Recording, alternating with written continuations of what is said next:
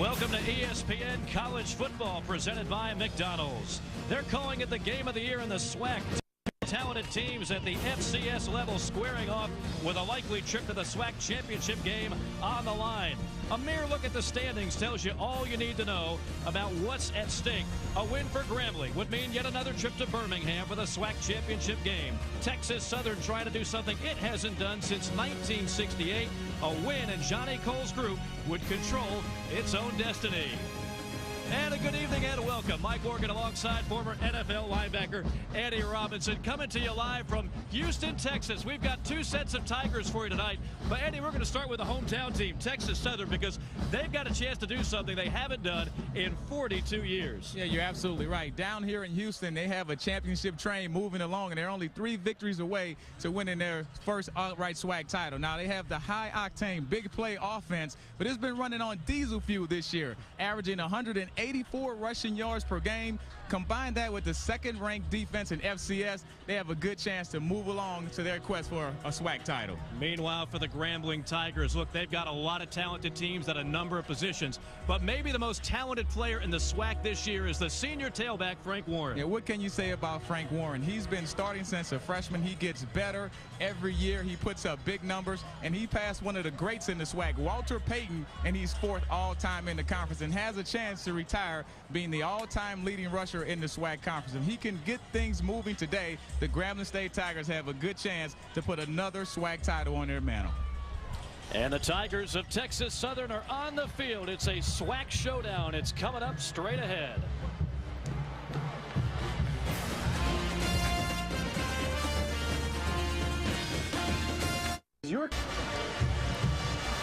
A beautiful night here in Houston, Texas, Del Mar Stadium, the site of this matchup between Grambling and Texas Southern.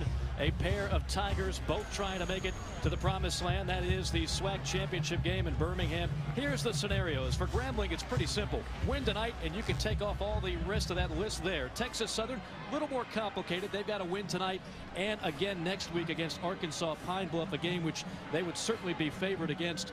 But again, bottom line is, in all likelihood, the team that wins tonight, they are going to have either already their ticket punched or a very good inside track. Rod Broadway, now in his 4th year with the Grambling program. He's a guy that's been around a long time, coached under head coach Steve Spurrier of Florida, part of that 1996 national championship team, also an assistant at North Carolina as well, and trying to take Grambling back to the SWAC championship game. Johnny Cole, what a job he has done in just a short amount of time. When he took over the program, they were at rock bottom, just 4 wins in 4 years, and already he's got them in contention for a SWAC championship, and they haven't done that since 1968.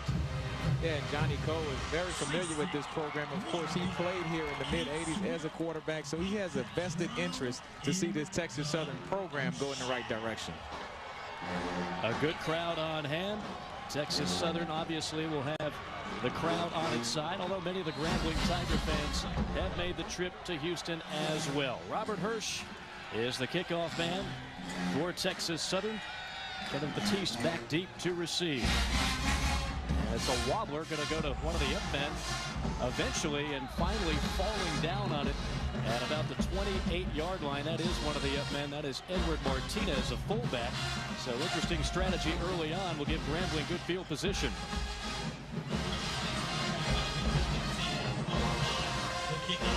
There's a starting quarterback for the Grambling Tigers. That is Anthony Carruthers. He is a true freshman out of Charlotte, North Carolina.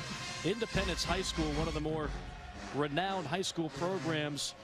He was a guy, he was not really scheduled to start. Very few true freshmen are, but it just came right down to it. He's the best guy for the job. They're going to try to win primarily on the ground with Frank Warren, but Anthony Carruthers is going to have to make a few big plays tonight as well. Here is that man Warren, and he's got some daylight down the far sideline and shoved out of bounds at the 40-yard line of Texas Southern by Jerome Thomas.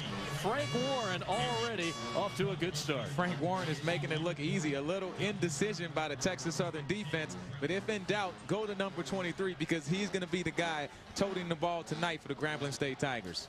31 yards on that carry. He came into this game averaging 7 yards a carry. Some of the numbers are just eye-popping on Frank Warren, who leads the conference with 1,370 yards rushing.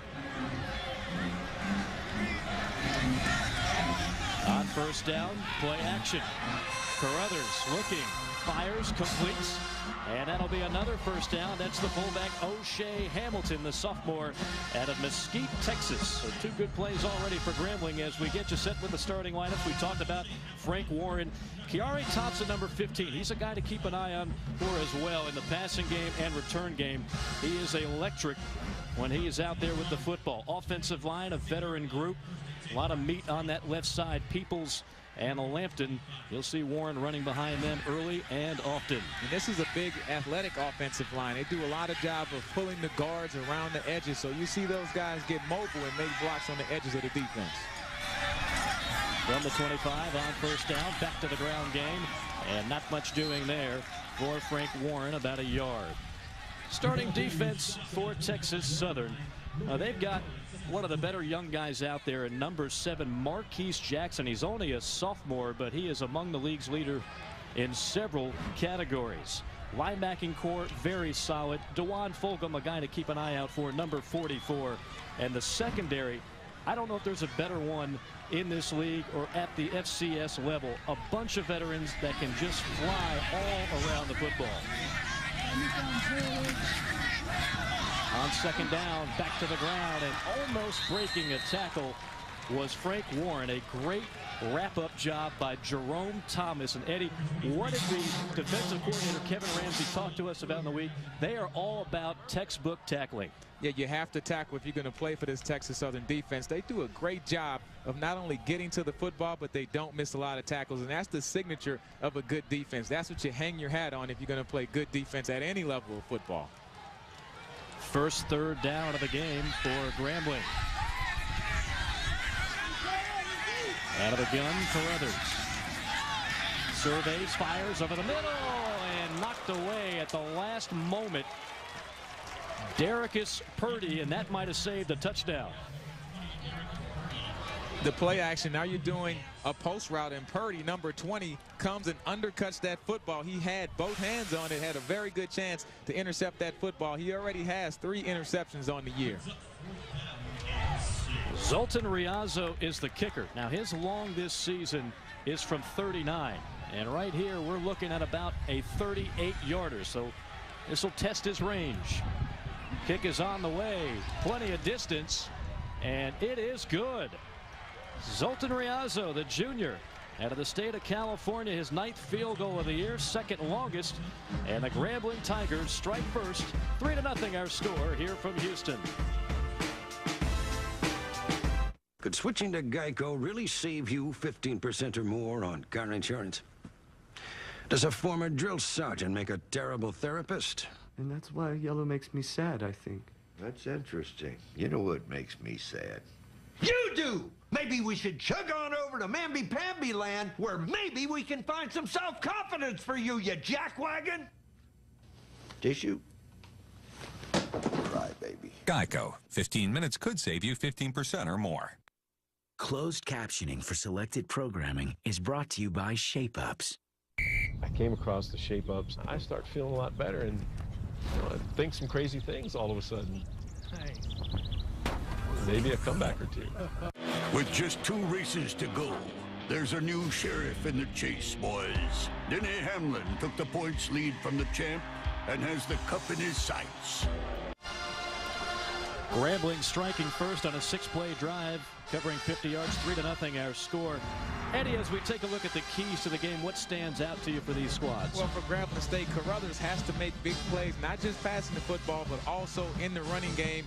Defensively, they have to stop the run, and that goes right into the next one. Force quarterback Nelson for Texas Southern to beat you passing the football. He's thrown a lot of interceptions early in the year. For Texas Southern, of course, they must protect the football. He can't have the turnovers. When he doesn't have the turnovers, quite simply, they win the football game, and they must tackle Warren in the 4th quarter. He gets stronger as the game goes on, and William Osborne, an All-American 2 years ago, he can have a big dynamic play in the return game to give Texas Southern the edge. Well, he is back to receive, and instead it's going to go to number 22. That's Deshaun Daniels. Daniels looking for some room up the middle. Little spin move, and now swarmed under inside the 20 at about the 18-yard line. Dorrance Roberts on the stop, 14-yard return. Here's Nelson coming out for Texas Southern. Arvell Nelson, a senior out of Cleveland, Ohio.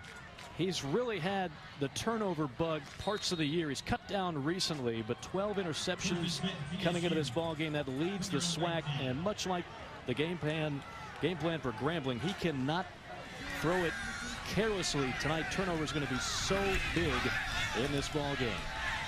On the ground on first down, Marcus Wright. Not much doing there. Give him a couple. Let's take a look at the skilled positions for Texas Southern. Marcus Wright, very good running back. They've got two guys that can tote the rock and do it well. Randall Newsom, also a guy to look out for. We already talked about Osborne, the water bug, a playmaker. Offensive line, Charles Smith, the left tackle. He is the anchor. An All-American, 6'5", 325-pound senior. Second down, call it 7. And again, not much doing for Marcus Wright. Cliff Eczema in on the stop, one of the top tacklers in the SWAC, 93 coming into the ball game. Defensively for Grambling, a very good unit. Texas Southern gets all the attention, but Antonio Leonard, a guy to look out for. He has really made some big plays in place of the injured Christian Anthony. Linebackers, Cliff Eczema, we just called his name, one of the top tacklers around. He'll be all over the field tonight. On third down and 7, play action. Rolling out is Nelson. Nelson lowers the shoulder and gets popped and dropped inside the 30. And that looks to be shy of a first down. But I like the decision that Arvell Nelson makes right here. It's 3rd and 5. No one's open down the field. He turns into a running back, and look how he finishes the run. That shows you how important this game is. Quarterbacks can't run out of bounds. You have to do everything you can to convert and get another first down for your team. On 4th and a yard, Texas Southern will punt it away. Francois Ejiofor. High spiraling kick. Penalty flag already falls to the turf, and the punt will go out of bounds at around the 40. Let's see what the flag is. Our referee tonight is George McCullum. 22-yard punt, and nothing on the return. And it looks like it's going to be against Grambling, which, Eddie, that's always frustrating. You don't get a return, but you get a penalty. Well, because you're sitting here in pretty good field position. Holding. On return team, number 33, 10-yard, in the run, first down. That is Edward Patterson. Holding for the Grambling State University. 11:01 remaining first quarter. Grambling leading Texas Southern 3-0 our score. Don't.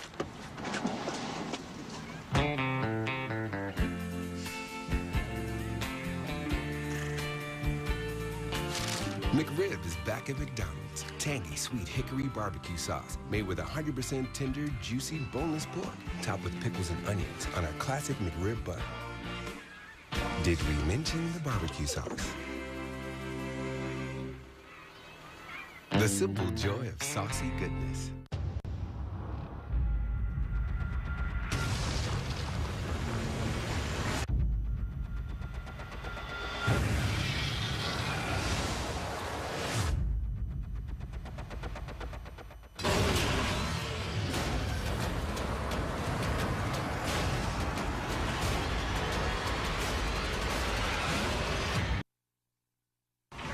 ESPN's College Football Primetime is presented by McDonald's. I'm loving it. With Eddie Robinson, Mike Morgan with you here in Houston, Texas. A beautiful night. There was some rain earlier this afternoon, but right now, picture perfect evening.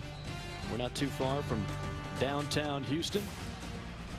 SWAC football here with a possible trip to the SWAC championship game in Birmingham. On the line, Grambling with a little flea flicker. Carruthers going deep, has a man and tipped away at the last second. And that is the second time a defensive back for Texas Southern saved a score. This time it's Jerome Thomas, the freshman out of Miami. Well, you have to keep your eyes out of the backfield if you're a cornerback. Keep your eyes on your coverage. You can tell he was beat, but has the makeup speed to get there and knock that ball away at the last second. Mario Lewis was the intended target. You could see him get by the secondary, and if that ball's got another yard or so on it, that's going to be 6. Instead, 2nd down and 10.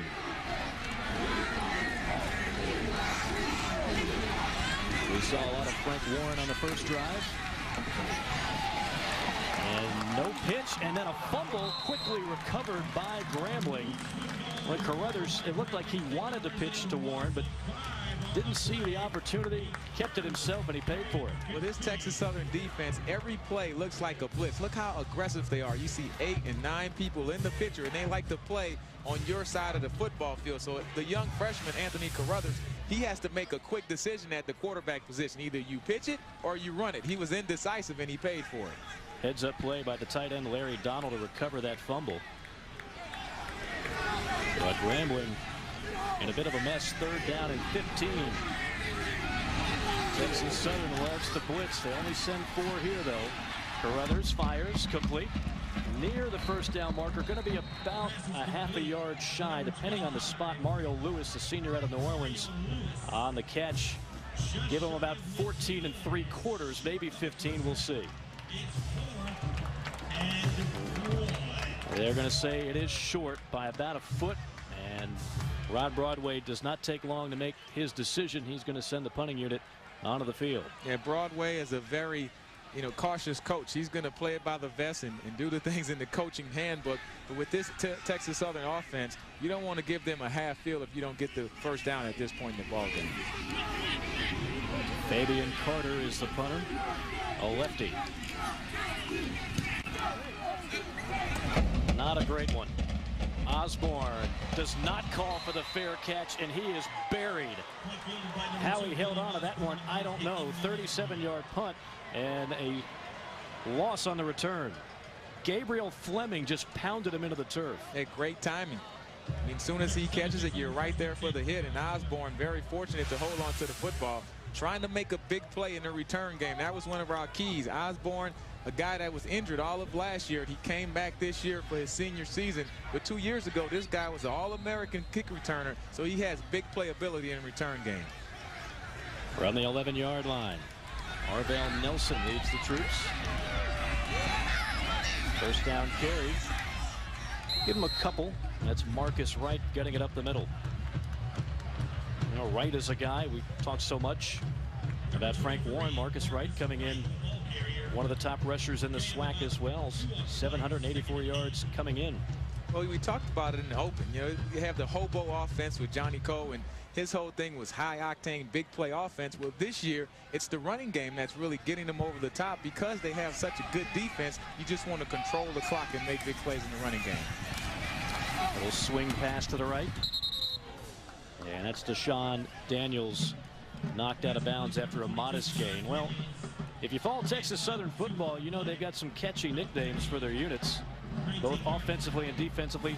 As you just heard Eddie mention, the offense, the hobo, it's now more of a low-octane big play offense, more of a ground control offense, and defensively 212-degree defensive. We'll talk about that quite a bit tonight. On 3rd down and 4. This is going to be a 1st down. Arvell Nelson takes it himself. He's got 82 rushes on the year. He's certainly a weapon with his feet, and you'll see a lot of that out of Nelson tonight. Yeah, we talked about this hobo offense. We say it's now running on diesel fuel. So they got the big guys working, Marcus Wright, Martin Gilbert. And keep in mind also, Arvell Nelson, he's considered a 3rd runner as well as a passer for this Texas Southern offense. Nelson feeds the back, and nothing doing on that one. Loss on the play for Marcus Wright, tripped up behind the line. A number of white jerseys surrounding him, including Antoine Rogers, the junior out of Atlanta, number 98. And you see number 50, Cliff Eczema, who's second in the SWAC, 93 tackles coming in, over 10 a game, 3 interceptions, 2.5 sacks. He's really become an important figure. They lost the SWAC Defensive Player of the Year from last season, Christian Anthony. Exmo's really had to pick up the slack. You talk about Christian Anthony. I mean, he was a great one. The numbers that he had last year defensively for Grambling, from the defensive end position, the sacks, the interceptions, forced fumbles, the tackles, everything he did, you can't replace him with one guy. And we talked to Coach Broadway. He said they don't really have a star player on defense, but they have a lot of really good players. But like you mentioned, Cliff Exuma is that guy who's moving his game to that star level. You see him making a lot of big plays for this Grambling defense. This is 3rd down and 4 after the catch by Osborne. Out of the gun, pressure, somehow gets out of it. Little spin move. And an ankle tackle at the 30. Otherwise, Nelson probably would have had 1st down yardage, and then some. Derek Wilhite with a good tackle low. Derek Wilhite coming from his free safety position. Great job by Nelson invading the rush. Grambling coming with the blitz, but just the shoestring tackle to stop him from getting the 1st down here. 1, 2, 3 guys have a chance at him. Nelson making something happen, but that tackle puts Texas Southern in the punt formation. E.J. Ford back on to punt for Texas Southern. Kiare Thompson, the #1 returner in the league, back to receive all the way at the 15, dropped it, still on the ground. A scrum ensues. It's anybody's guess. Jerseys all over the place at the 15-yard line. They peel off the bodies, and it is Texas Southern football. The first turnover of the night on a 54-yard punt.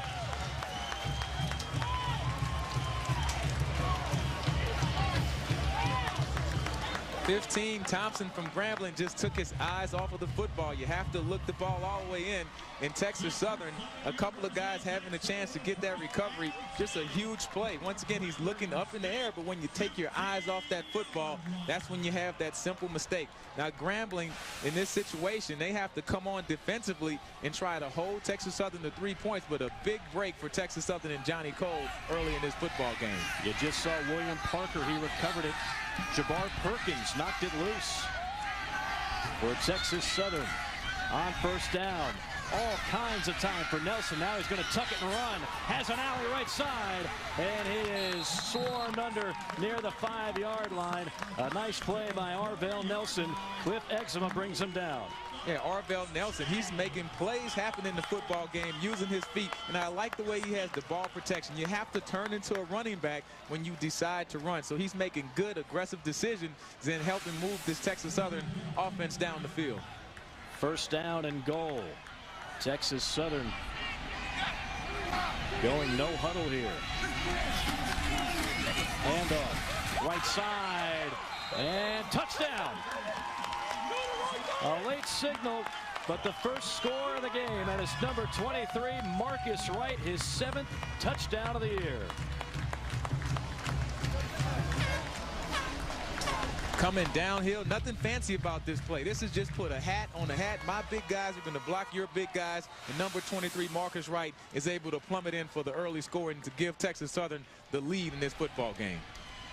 And it all started with the turnover. Texas Southern turned it over 6 times when these 2 teams met last year. Extra point is good. And Texas Southern, off the turnover, a 2-play drive, results in the first touchdown of the night. We'll see how Grambling responds when we return.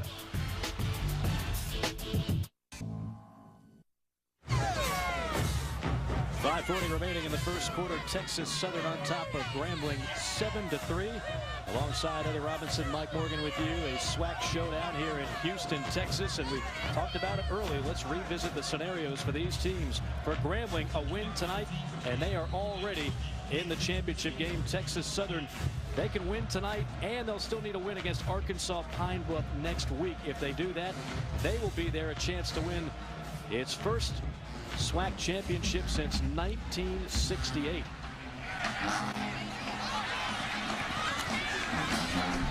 Kickoff fielded at the 25, and a pounding hit at the 33-yard line. O'Shea Hamilton on the return.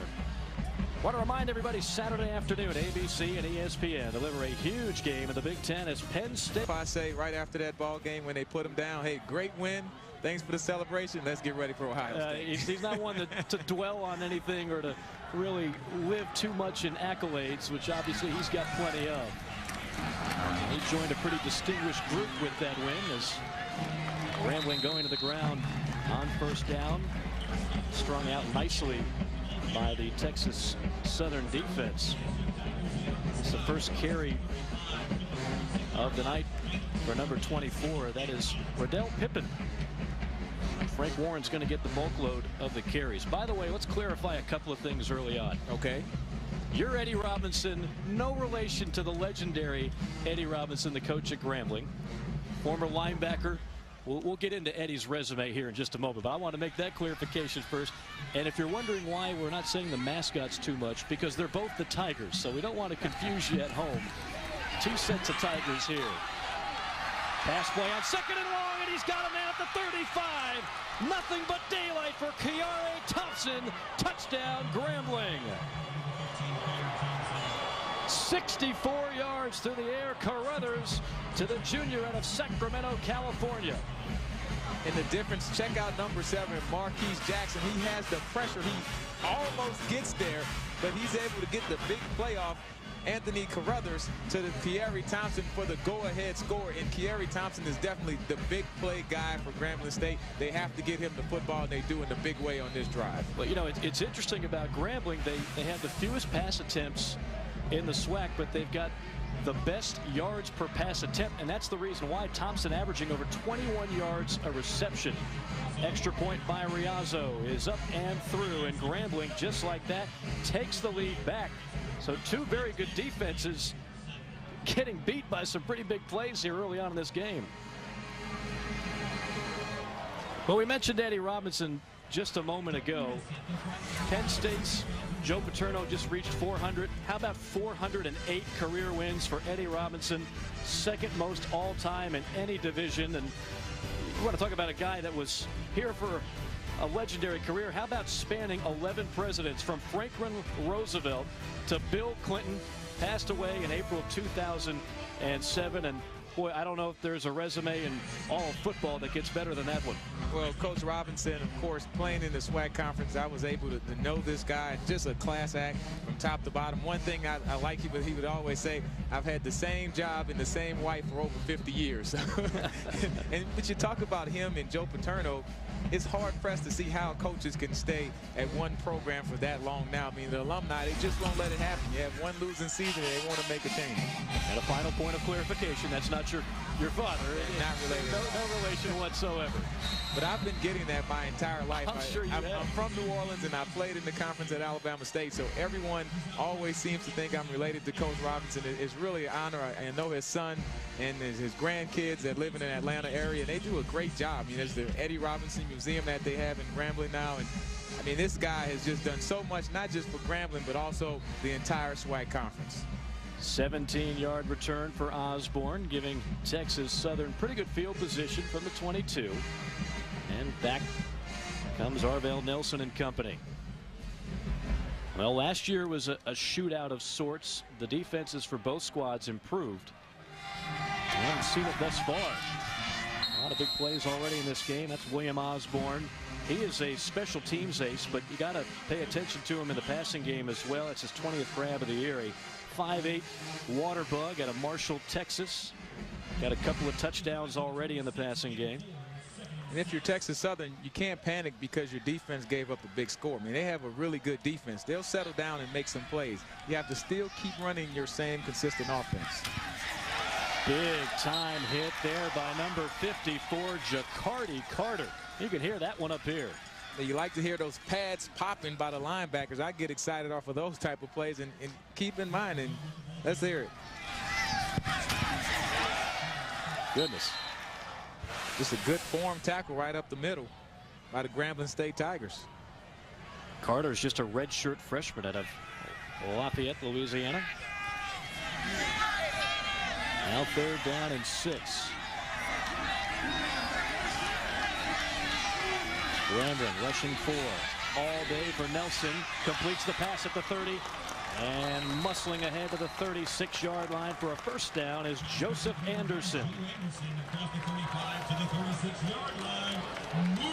Great pass protection, first of all. Nelson just sits down and he waits till that crossing route comes. And he does a great job of throwing it where the receiver is going to be so he can catch it and still get the run after catch. Good yardage up the middle for Marcus Wright. On first down, give him 4. And Coach Johnny Colin, talking about Nelson, the quarterback, says he's really settled down and he's coming into his own at the right time. He's a senior. He started last year. He had a problem with the turnovers, but in the last 5 games, only 2 interceptions. If he doesn't turn the ball over, it gives this offense an excellent chance to put points on the board. On play action, Nelson rolling out. Safe pass there. Complete, and a first down. That's number 84. That's the tight end, Kirk Fitzhugh. His 11th catch of the year, a junior out of Compton, California. Yeah, here's a kid with 4.5 speed, and they really like his potential. He's only a junior. He'll be back next year, and they say he's really growing into that tight end position, a guy that they feel like can stretch the field in passing formations. Johnny Cole's offense racing to the line after every play. On first down, a little jitterbug tap dance move by Martin Gilbert. He's the smaller of the 2 backs, junior out of Dallas, Texas, tripped up by Derek Wilhite. How about Johnny Cole in this offense? I thought what he told us earlier in the week was very interesting. This is a guy, former quarterback at Texas Southern. He used to love to throw it all over the yard, and he realized, hey, I've got to adjust. Big yardage up the middle for Arvell Nelson. He's their leading rusher so far in this ball game. Good job with the zone read. You fake it and you keep it yourself. Arvell Nelson, the guys are blocking up front, a big physical offensive line, and they're able to create holes for the backs and the quarterback. And Johnny Cole upset because he just had to burn a timeout. Somebody was not where they were supposed to be. That's as animated as we've seen Johnny Cole. Grambling leading Texas Southern by a score of 10-7. Reminder, Saturday night, ESPN delivers an SEC showdown. Can Steve Spurrier do it? He's been in the SEC title game a number of times. He returns to the Swamp, this time as the head coach of the Gamecocks of South Carolina, who have never been to Atlanta. They're taking on Urban Meyer's 22nd ranked Florida Gators for the SEC East title. It's college football primetime presented by Hampton Hotels on ESPN Saturday at 7:15 Eastern Time. Well, a guy that's familiar with Steve Spurrier is the head coach of Grambling, Rod Broadway. And this is the 1996 photograph right after the Gators won the national championship in New Orleans. All right, here you go. Eddie Robinson. Where's Waldo?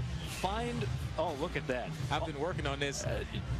Come on. I've been working on this all pregame for hours. So I couldn't find him at first, but if you look, I think that's Rod Broadway, one of the coaches on Steve Spurrier's staff, so he has a national championship under his belt already. I think you cheated on that. I don't think you could have found him that quickly, but nicely done anyway. That is indeed Rod Broadway, part of 4 SEC titles and 1 national championship. Rod assistant at the University of Florida. Not much doing there for Nelson up the gut. A couple of white jerseys on the stop, including Sir Derek Landreth.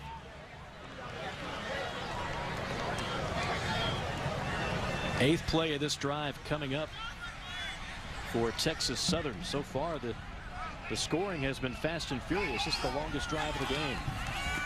2nd down and 9.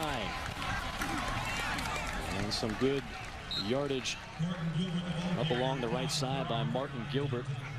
Brought down by Derek Johnson. Yeah, Texas Southern was able to take advantage of the muff punt by Grambling and get their first score. Of course, the Tigers respond with the long touchdown pass, but this is kind of what we expected.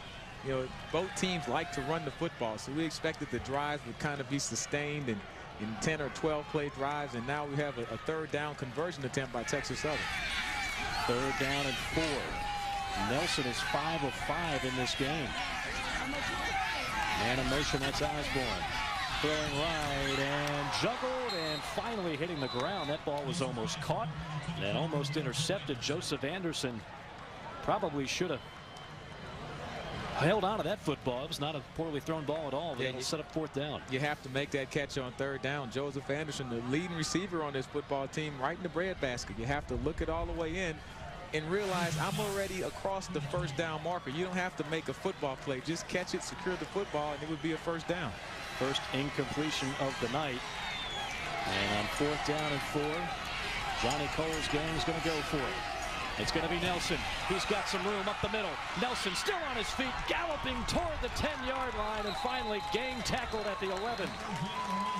Fred Gaines with a terrific block to open up the hole, 17 yards. And I'll tell you what, we're going to have to rename this hobo offense, because never have I seen Johnny Cole call a running play on 4th and 4. But Arvell Nelson, look how determined this quarterback is running the football. This isn't a tailback. This is your starting quarterback. It shows you the importance of this football game for this Texas Southern University team. Nelson goes 6'5", 210 with those long legs. Right. Guts it up the middle for a yard, maybe 2. And that'll put a lid on the first quarter, but a very exciting first quarter here in Houston. Grambling leading Texas Southern 10-7 our score. Be missing in the whole scenario, which would be unfortunate. Going to be a lot of dominoes falling here in the next few weeks. I mean, every week is so many things that can happen in college football. This is the 12th play of the drive. Nelson looking. Now he's going to tuck it and run toward the end zone, and just shy, shoved out of bounds at about the 1 by Cliff Exuma. And Exuma almost pushed him across the goal line. I know you're running full speed. Check it out here at the end of the play, number 50, Exuma. Good job by Nelson just faking. He was running that thing the whole way, but that push at the end almost propelled him across the goal line. 1st and goal from the 1.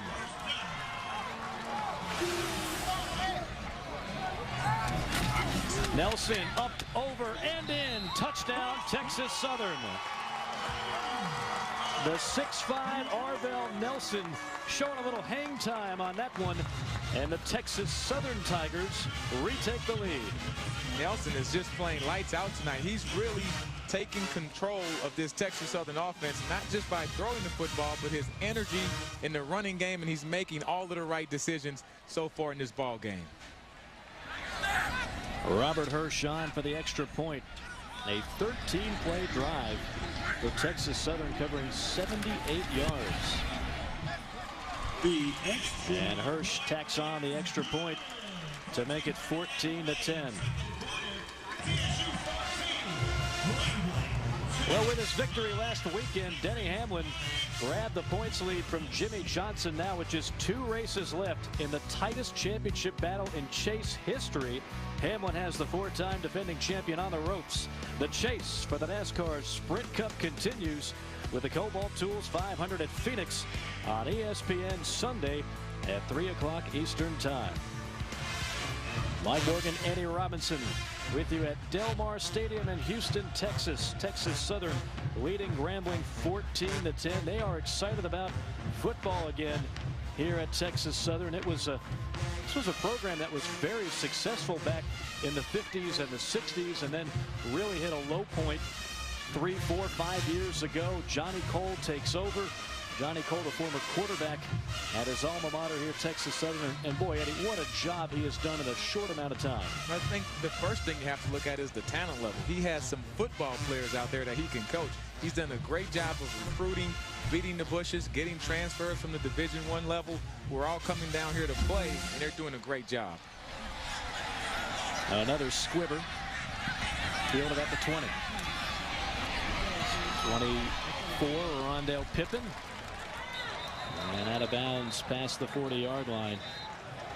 Well, we talked about Johnny Cole, and to give you a little bit of background on Johnny Cole. Johnny Cole coming from Lane College and doing a great job there.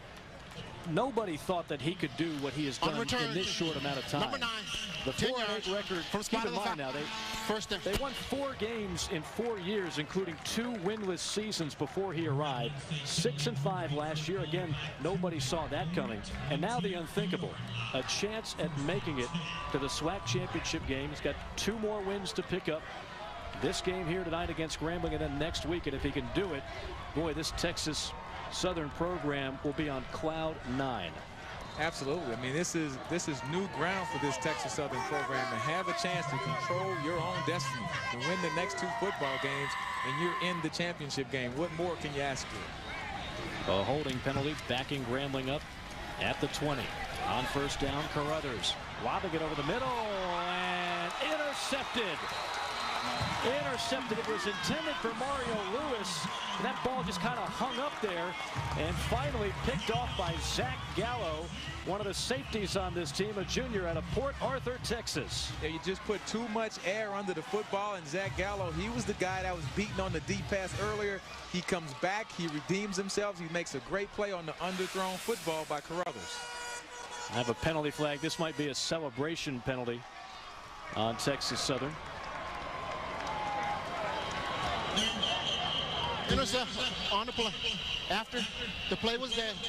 Unsportsmanlike conduct on Texas Southern. 15 yards. First down. So that'll back him up 15. But so far the battle of turnovers being won by Texas Southern. Again, last year in this game, Johnny Cole's game turned it over 6 times. Quarterback Arvell Nelson had 4 interceptions. He's been the player of the game thus far. Handoff up the middle, a couple of tough yards. We're talking to Coach Cole of Texas Southern before the football game. He looked at me and he said, Eddie, if we don't turn the ball over, if our quarterback can control the interceptions and just, protect the football, I think our defense can play with Grambling, and that's what you're seeing today. They gave up that one long pass play, but he feels throughout the year that when they don't turn the football over, they can play with anybody in the country. Gilbert, who had the last carry, is the deep back here. Little option play. Nelson going to keep it himself. Nelson weaving his way through traffic, picking his way through tacklers, and gets first down yardage. Is this Vince Young or Arvell Nelson? Well, just a simple option play, but it looked like he's keeping it the whole time. I mean, Arvell Nelson has basically said, I'm going to put this Texas Southern team on my shoulders, and I'm going to make the big plays to get us to the one more step closer to that championship game. Now, they have not been able to bring him down yet. All right.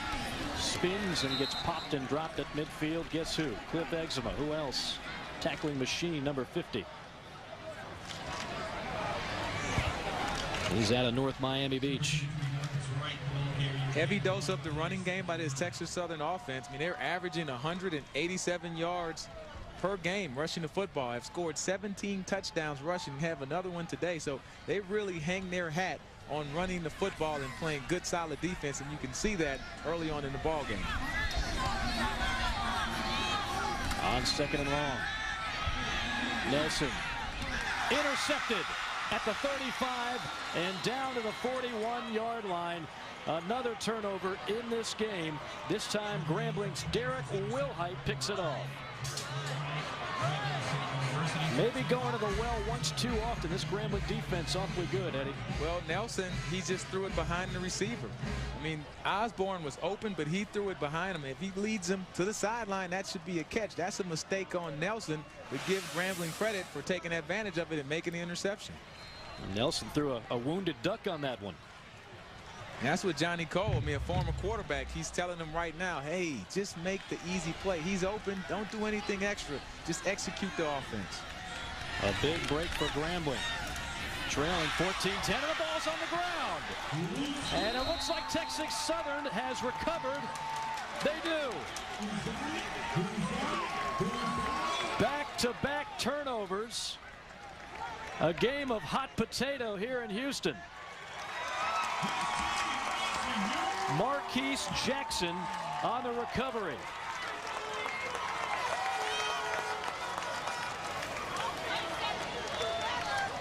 Never had it. Came out hot from the center, and the young quarterback could never corral the football, and from there it was downhill for Grambling. And whatever team loses this football game, they're going to look at the turnovers and say we had our chances to win. Both teams with the interceptions, putting the ball on the ground, Grambling did early. Now a second time, they're going to say we had our chances to win this football game. On first down, big hole right right side. Past the 20, dragging defenders to the 15. A big run for Marcus Wright, 20 yards.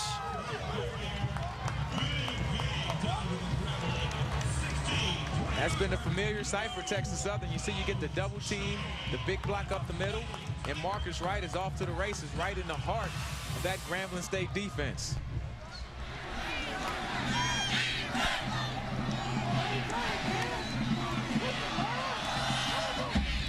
First and 10, it's Gilbert.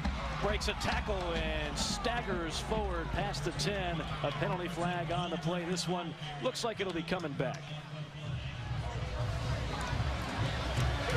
Holding. Offense. 62. 10 yards. Replay. Second down. That's Charles Smith, their top weapon on the offensive line. A guy that was 380 pounds at one point. He finally traded in that cafeteria for the weight room. They say everything's big in Texas, right? So there's some big guys on this offensive line, but well, he may still be close to 380 from what I can see. Couple of biscuits shy. Right.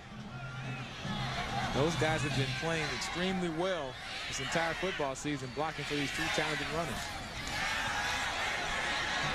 Nelson reversing field, throwing toward the end zone. Jump ball and incomplete. Boy, that was some nifty running by Nelson.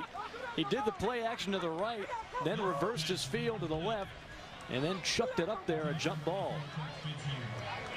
Well, I like the throw by Nelson. You have a receiver one-on-one, and Kurt Fitzgerald, I mean, he's a big guy. He goes 6'5". Hey, give him a chance to make a play in the back of the end zone. It's either an incompletion or it's a touchdown. You have one-on-one coverage and you have a size advantage. Why not take a shot? Dominic Bell, good coverage on that last play intended for the tight end, the 6'5" Kurt Fitzgerald. Nelson's going to.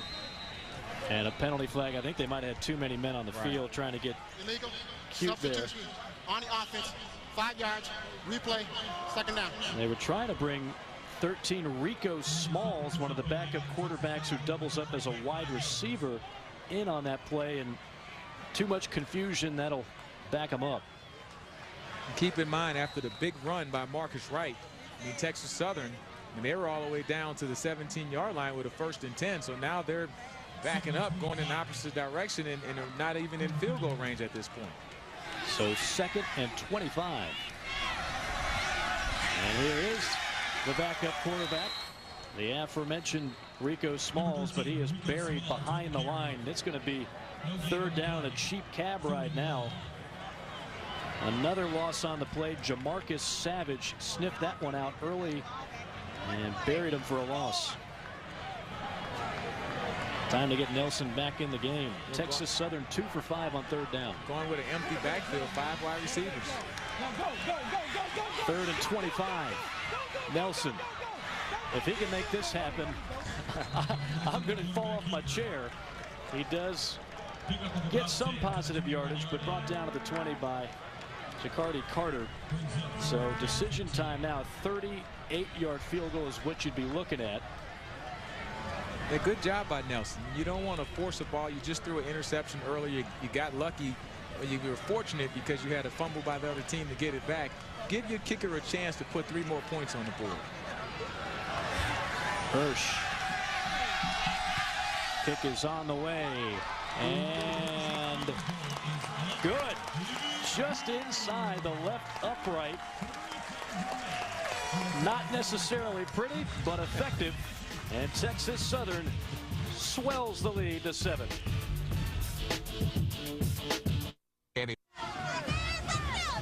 Welcome back to ESPN's coverage of college football presented by McDonald's.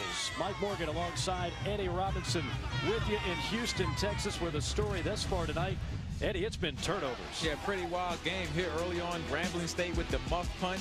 Texas Southern was able to recover and go on to get 7 points. The freshman Anthony Carruthers hanging one up. You can't do that. Zach Gallo for Texas Southern gets that interception, and then Arvell Nelson, he's feeling quite generous, but Grambling State gives it right back to him with another fumble. Is 2 turnovers apiece, and I think both of the coaches say that's enough of that. Let's not be so generous and give the ball away to our opponent. It really has been somewhat out of character for both these teams to be playing this kind of game. There's a lot of room on the right side and still on his feet past midfield. That's Patterson. Patterson down the sideline. Patterson finds the end zone. Touchdown, Grambling. 95 yards. That is just what the doctor ordered for the Grambling Tigers. And with an extra point, we'll be tied. Great job blocking up front. They've been squibbing the ball the entire day. Texas Southern, they kick one deep, in Grambling State, they make them pay with the return. Edward Patterson, and that good key block at the end of that return, which was legal. He got his head in front. Great job by Grambling State returning the football for a touchdown. A sophomore out of Monroe, Louisiana. Coming in, he was not one of the top return guys on the team, but he made the most of that one. Extra point is not through, and we're tied at 17. And that's one, if you Texas Southern, you want to have back, because they were squibbing the ball the entire first half. So we were just saying, hey, won't Grambling move somebody up, right, because they're going to squib it again. You kick it deep, and then Edward Patterson has the big play with great blocking with that return team by Grambling to give them that touchdown to tie up this ball game. Again, what's at stake tonight for these two teams? A trip to Birmingham and the championship game for the SWAC title. All Grambling has to do is win this ball game, and they are in. If Texas Southern wins, and they win next week against Arkansas Pine Bluff, they are in. Now, you see there are a couple of other scenarios. This is where it gets a little bit confusing, so hold on, folks. If Grambling wins or loses tonight, but then wins against Southern, and then Texas Southern loses next week, they're in. If Texas Southern wins tonight and Grambling loses to Southern, well, they're in automatically without having to worry about what happens next week. I just confused myself, so hopefully I didn't confuse everybody else out there, but that's what we're looking at tonight. Well, I think from the coach's standpoint, it's an easy sell to your football teams, because you say we control our own destiny. If we win the rest of our football games, we're in the championship game, and that's Texas Southern and Grambling. Past that, that's all I want to tell them. We go out and win, and we play in Birmingham on December 11th. 17-17 our score. What a first half. I mean, I feel like we've played 4 quarters. We still got a ton of time. We're not even halfway through the second quarter in this game, and we've seen a little bit of everything.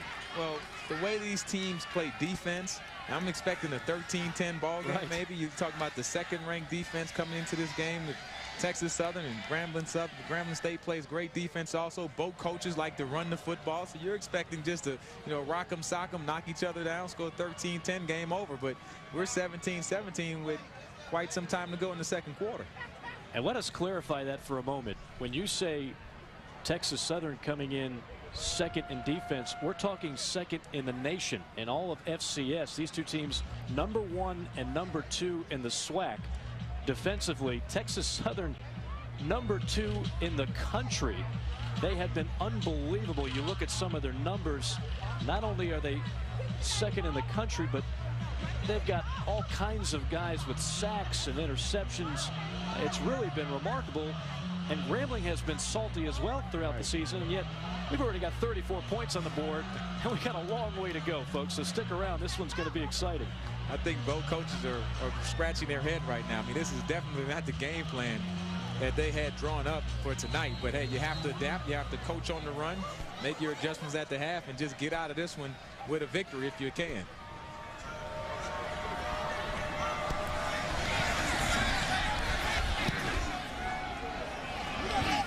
Osborne backpedals, and cutting in front of him is Daniels. And Daniels almost broke one.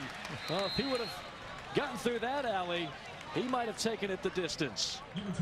Good field position, a 22-yard kickoff return. ABC's Saturday Night Football delivers regional action. Most of the nation will see a Big 12 battle as number 10 Oklahoma State takes on Texas. Saturday Night Football presented by Southwest Airlines on ABC at 8 o'clock Eastern Time. Some of the nation will see USC at Arizona or Clemson at Florida State. Go to ESPN.com and search maps to see where you can find your game. Late flag on the play.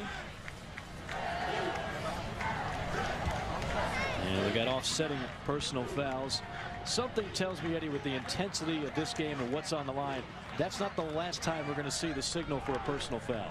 Well, hey, you're going to see who's the toughest Tiger in the SWAC. That's basically what it's down to. And both of these teams, I mean, they've had some heated battles the last couple years with Grambling getting the best of Texas Southern. But hey, Nelson, he's trying to put things on his shoulders tonight. You look at some of his numbers already, 84 yards in the rush game and a touchdown.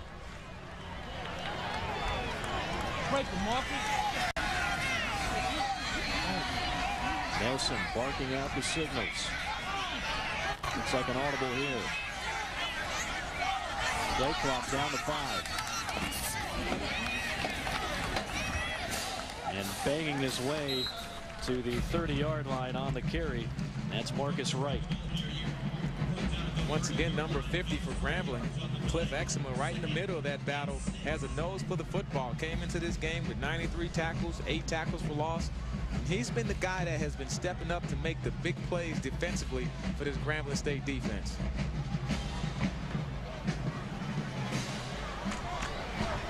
Texas Southern taking a little more time between plays. Before, you couldn't catch your breath before they were snapping it again. Nelson on the run. And will wisely throw that one out of bounds. That's what you're talking about earlier, Eddie. If it's not there, just throw it away. Well, you have to play smart, and you have to realize I have a very good defense. I have the second best defense in the country. It's nothing wrong with running 3 plays and punting, because I can trust my defense to eventually create a turnover, give me a short field. They'll help the whole team out and make a big play for me. So I think Nelson, as he learns and matures as a quarterback from the beginning of the year to now, he's realizing that every play is not going to score a touchdown.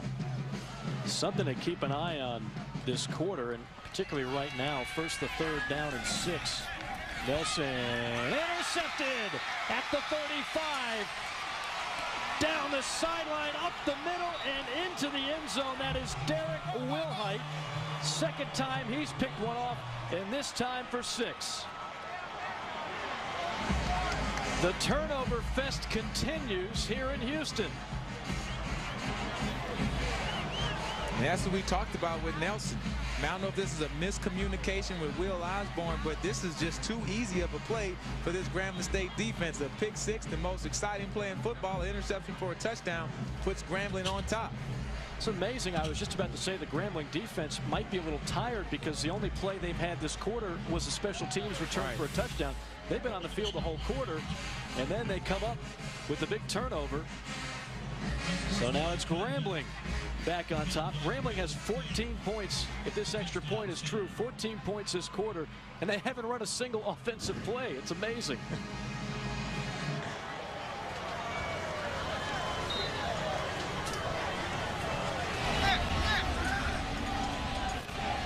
Here's the extra point. It is true. So Grambling on top, 24-17. It was Nelson's game before. He's upset with himself on that one, though.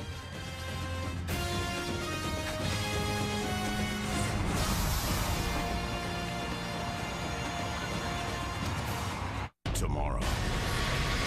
Close your eyes if you want.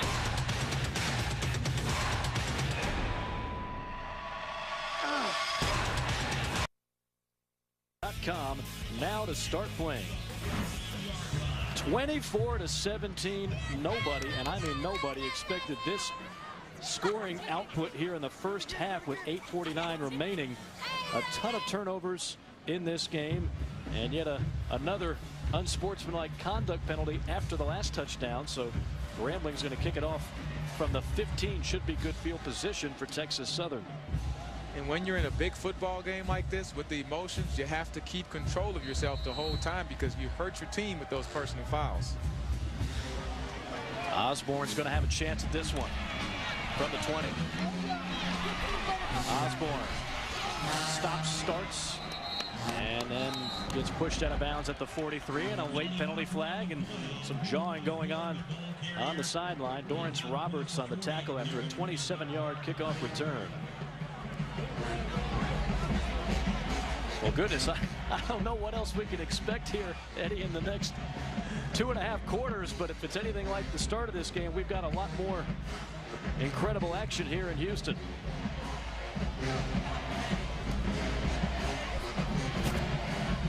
Another unsportsmanlike conduct penalty. 15-yard penalty for end of the run. Fourth down. George McCullum better have brought the chloroseptic for that voice. He might be using it a lot tonight. And when you're coaching, you could put up with a holding penalty here or there, maybe you're offsides, aggressive penalty where guys are trying to win. With these personal fouls, the dead ball penalties, I mean, the referees have to call them. That was something that happened along the sideline towards the end of the play. The players have to keep control of yourself. I mean, it's a big ball game. You're excited, you're emotional, but you have to play within the whistle so you don't hurt your football team with that emotion. You have to use it for positive and not negative. So here we go from the 29. Texas Southern going to the ground. Big hole up the middle. Churning the legs all the way through on the run. Marcus Wright, he's going to be busy tonight. Coming in, the second leading rusher in the SWAC. He averages nearly 5 yards a carry. Nelson has been the primary rusher so far tonight. And he's been all over the place, mostly good, some bad. Upended at the 40-yard line. That's 25, Martin Gilbert. And one of the keys for Grambling State defensively coming into this ball game was to stop Texas Southern from running the football and force Arvell Nelson to beat you throwing. And so they feel like if they can keep him in the pocket and make him throw it, I mean, he's already thrown 2 interceptions, 1 for a touchdown. And he threw 4 in the meeting last year. So that's definitely the strategy here. We thought this could be a game of 3 yards in a cloud of dust. The big nasties going at it. Very little scoring, defense. It's been anything but that thus far. Well, and we still may see that because Warren is a back that gets better as the game goes on. They like to use him in the fourth quarter to salt away a ball game. So you never know, it could turn back to that. On 2nd and 9, it's Wright again. Ball came out. The question was he down? I didn't hear a whistle. The field judge coming in late. And they will say he was down. Very close.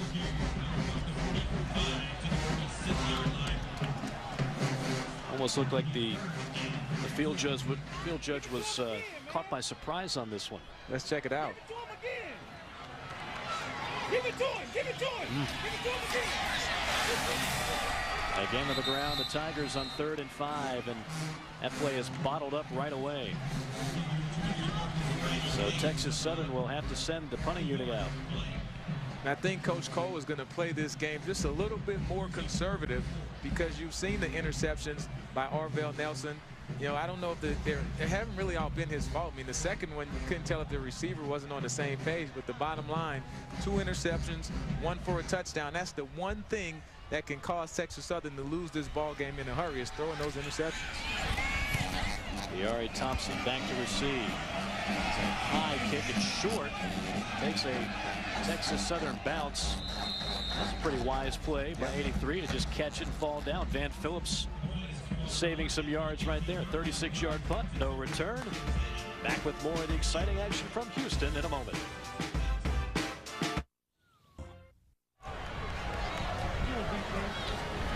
And welcome back. 6:20 remaining in the first half. A very exciting first half here in Houston. 24-17. Grambling leading at Mike Morgan, Eddie Robinson, and we are pleased to be joined.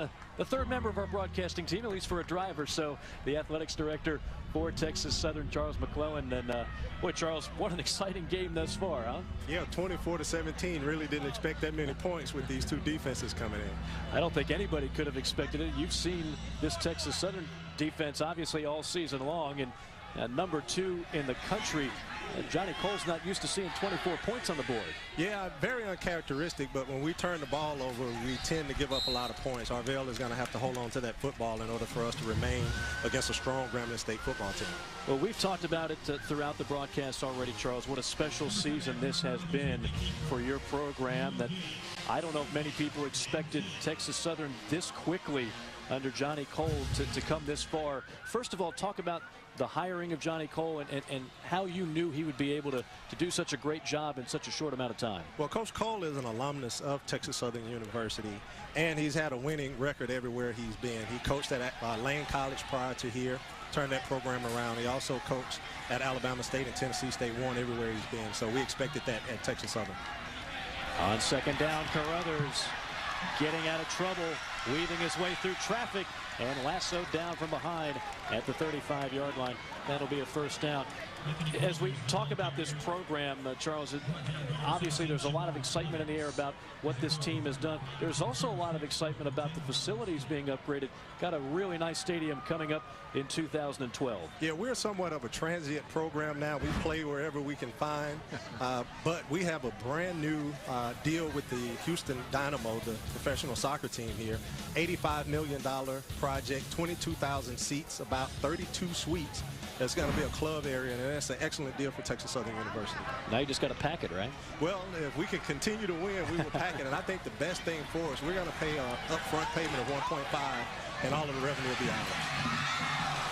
The intended target was 25. Mario Lewis knocked away by Jerome Thomas, one of the very talented secondary men on this Texas Southern defense. Yeah, Grambling State taking another shot deep with the young quarterback, but good job of having the makeup speed to come back and knock that ball away. Now, Charles, I've been living in this Houston area since 1992, so I've been to quite a few Texas Southern games. A great crowd tonight on a Thursday night.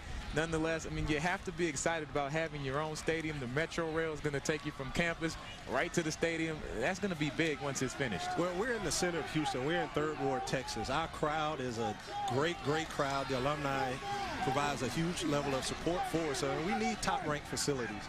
We can put 25,000 people in a stadium each and every game if we can continue to play at a high level. So the city joined in. And you talked about the light rail. It'll pick the students up from campus, drop them off at the front door. The county joined in, the professional sports team. Win-win for everyone.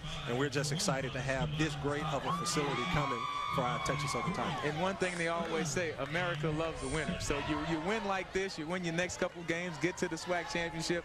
I mean, just think of the excitement of people wanting to come to that new facility. Well, this is a critical game, not only for our football program, but for our university. You know, we've had a lot of issues in the past, and this is somewhat of the healing process. And it's just it's good to see everyone coming out, enjoying themselves, and hopefully the football program can pull it out. 3rd and long. That ball's thrown out of bounds, but a penalty flag on the plays. That might keep the drive alive. We'll see. Zach Gallo is going to be the guilty party on this one. Bakari Maxwell, the intended receiver. Obviously, Texas Southern trying to say that the ball was uncatchable. But they're not going to get the call. Let's take another look at this one. Well, they're trying to run a double move at the bottom of the field. And I think that was Holden, because if he doesn't hold him, it gives him a chance to try to catch the football. Unfortunately, I don't think the Texas Southern defender really knew that the ball was in the air, but still, the rules are the rules. So that's a good call by the refs on that one, a bad break for TSU. Charles, I want to ask you another question about your program, and if Texas Southern can make it to Birmingham for the SWAC championship game, just what that would mean for this program, which hasn't won a SWAC championship since 1968. It would mean the world to this program. When you talk about a football program that hasn't won anything since 1968, to be able to make it to the SWAC championship game and have an opportunity to compete at that highest level, this entire city has rallied behind Texas Southern, and they'll follow us to Birmingham for that game as well. Now, Charles, of course, you were at Prairie View a couple years ago. And in Prairie View, after all of the losing in the 80s and 90s, they win a SWAC title last year. I mean, does that put extra pressure on you only 50 miles away? Well, tremendous pressure. And, you know, I had to help build that team and then watch them go to the championship after beating me here at Texas Southern. It was tough. But I tell you, Henry Frazier, an excellent coach. Prairie View, a great program. And what we talked about was having a strong Prairie View and Texas Southern where the SWAC has to come through Texas. And we're well on our way to doing that. Back-to-back sacks by DeJuan Fulgham, and it'll be 3rd down and extremely long. DeJuan Fulgham, one of the leaders on this defense. Yeah, and Fulgham, one of the most underrated players in the conference. The last couple years, he's been at the top of his game. You can see now he's taking over the ball game with the back-to-back sacks, making big plays. He does it all from that middle linebacker position for this defense. Charles, we know you want to enjoy the game. We're going to let you get out. Thank you so much for the time. Best of luck and congratulations on what you've been able to accomplish. Right, thanks for having me. All right, Charles McClellan, the athletics director for Texas Southern. And right now, his Tigers down to the Grambling Tigers, 24-17. Coming up on 2.5 minutes left to go in the first half. 3rd down and 17, and dropped off the hands of 15 Kiari Thompson. And Grambling will have to punt it away. Zach Gallo was on the coverage. In Grambling State, that's exactly what you needed. You got a couple of first downs. You took some shots deep. You hear this ball just a little overthrown. The receiver can't quite get to it, but hey, you're playing good defense. There's nothing wrong with punting. There's 2 minutes left in the ball game. Make Texas Southern drive the ball 80 yards and see if Arvell Nelson can run a 2-minute drill, and maybe you can get another turnover if you're Grambling.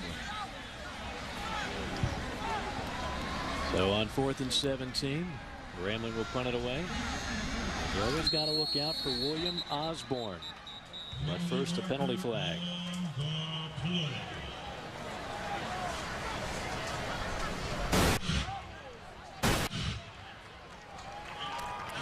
But that man, George McCollum, he's been busy. He's already breaking a sweat. Right. I mean, he's had to call a lot of things so far tonight.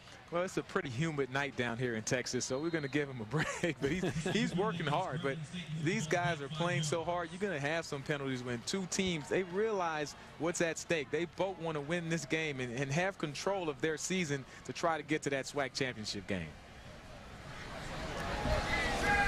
William Osborne, they call him the Deuce. Not going to have much room to maneuver, and he's wrapped up behind the 20. They've really bottled him up so far tonight. Terry McGill was all over him after a 40-yard punt. And if you're Grambling, that's what you want to do to a talented guy like that. Push all the way to him and don't let him get started. Coming up at the half, we will preview the weekend of the Southeastern Conference. It's a big one, especially that one down in Gainesville. We'll take a listen and a look at the Grambling State Marching Band as well as the Texas Southern Marching Band. So stay tuned for that. You won't want to miss those groups get together. It's always a good time, very entertaining. You and I already had a sneak preview of that Texas Southern Band. We were right there for the open. Penalty flags all over the place as this play is blown up in a hurry.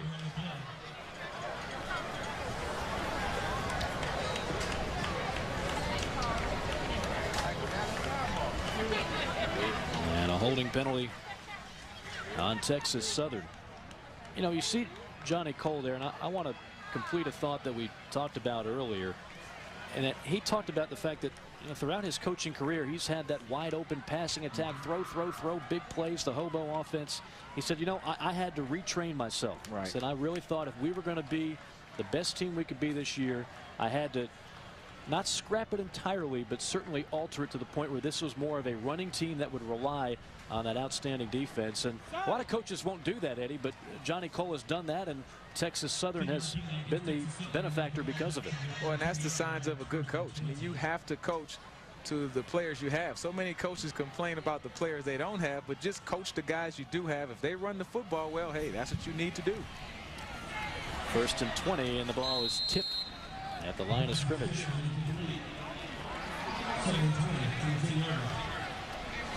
Texas Southern, I mean, they have to be careful in this portion of the field. I mean, you don't want to go down more than a touchdown in this ball game. So, hey, if you have to just run a draw, run a quick screen, something simple, just to make sure that you get a completion, you want to keep that clock moving to make sure that Grambling State doesn't get a chance to put more points on the board if you're forced to punt. And keep in mind, Grambling has all 3 of its timeouts left, so a minute 50 on the clock, but Grambling could really extend this first half if they need to. Nelson, who started off the game red hot, completed his first 5 passes, but since then he has really cooled down. Nelson with a couple of key picks, and 5 out of his last 10 through the air. I can't tell if this was the busted play. It looked like he was trying to fake it, and smart on his part. I mean, he realized that, you know, I couldn't get the option to pass it. Just take and get what you can get, and now you're in a 3rd down situation in Grambling State. And Coach Broadway, I mean, he's thinking points. He's playing aggressive. He calls the timeout, realizing if they can stop Texas Southern on this 3rd and long, they should have pretty good field position to try to get one more score on the board before the half. Mike Morgan, Eddie Robinson with you here in Houston, Texas, Del Mar Stadium, a SWAC showdown. The winner of this quite possibly will be in the SWAC championship game, or at least have the inside track. And the story thus far, a lot of turnovers. Grambling taking advantage of it. 2 Texas Southern turnovers turning into points. And Texas Southern with 2 offensive touchdowns and 3 points off of 3 Grambling turnovers. So 5 turnovers in the first half. There have been some great plays, and then there have been some sloppy plays. We've had a little bit of everything in this first half. Yeah, and big plays on special teams also.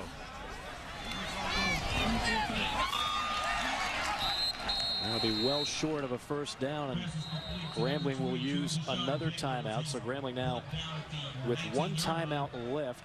Deshaun Daniels with the reception, but it's going to be 3rd down and long. Make it 4th down now and 11. Let's take a look at the standings now in the SWAC. Well, you know, in the East, obviously Alabama State, Jackson State, the inside track there. But the 2 teams that have really been the toast of the league this season are showcased here tonight in Grambling and Texas Southern. Of course, Grambling has yet to lose a game in conference. Texas Southern 1 early loss. But obviously, if Texas Southern could pull it off here, they would have the tiebreaker and would control their own destiny. So the Western Division, really whoever comes out of it is going to be the favorite to win the SWAC in that championship game. One of these 2 teams will be playing in Birmingham, and that's what's on the line right now. This is a terrible punt. Goes out of bounds, and Grambling is going to have some really good field position.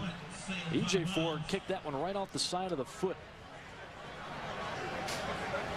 And this Texas Southern crowd has been pretty quiet the last couple minutes. All the momentum is on the Grambling State side of the football field. So we'll see if that defense, the 212-degree defense, can step up and make some big plays as Grambling will come onto the field in great field position. The defense is not quite simmering just yet, Eddie. It's you know, it came in red hot. I mean, look at these numbers. These are national rankings, folks. How about 3.8 sacks a game? That's unheard of. Tackles for loss nearly 10. 213 total yards a game, but I don't think we've seen the boil yet. Not yet. They're getting there. They're going to try to turn on the percolator in just a second. First down, Grambling's got a good opportunity to stretch the lead. Another penalty flag, and looked like the umpire threw it. I think this is going to be a holding. The umpire is Homer Williams.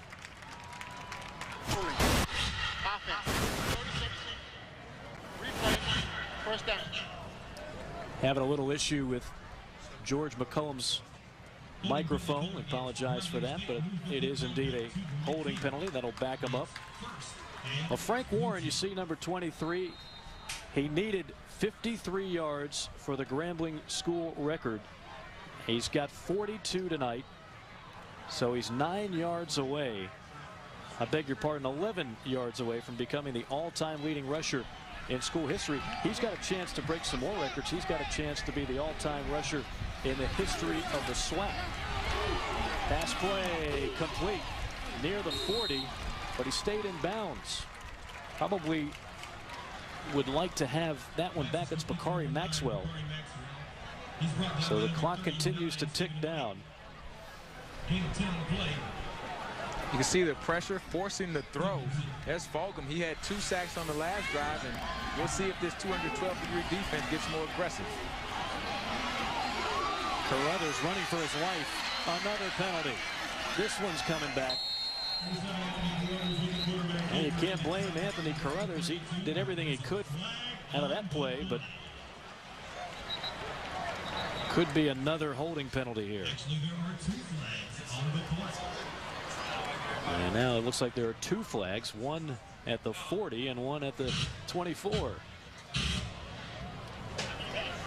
On the offense, penalty decline, holding, offense, penalty enforced, 10 yards from the receiver spot, replay, 2nd down.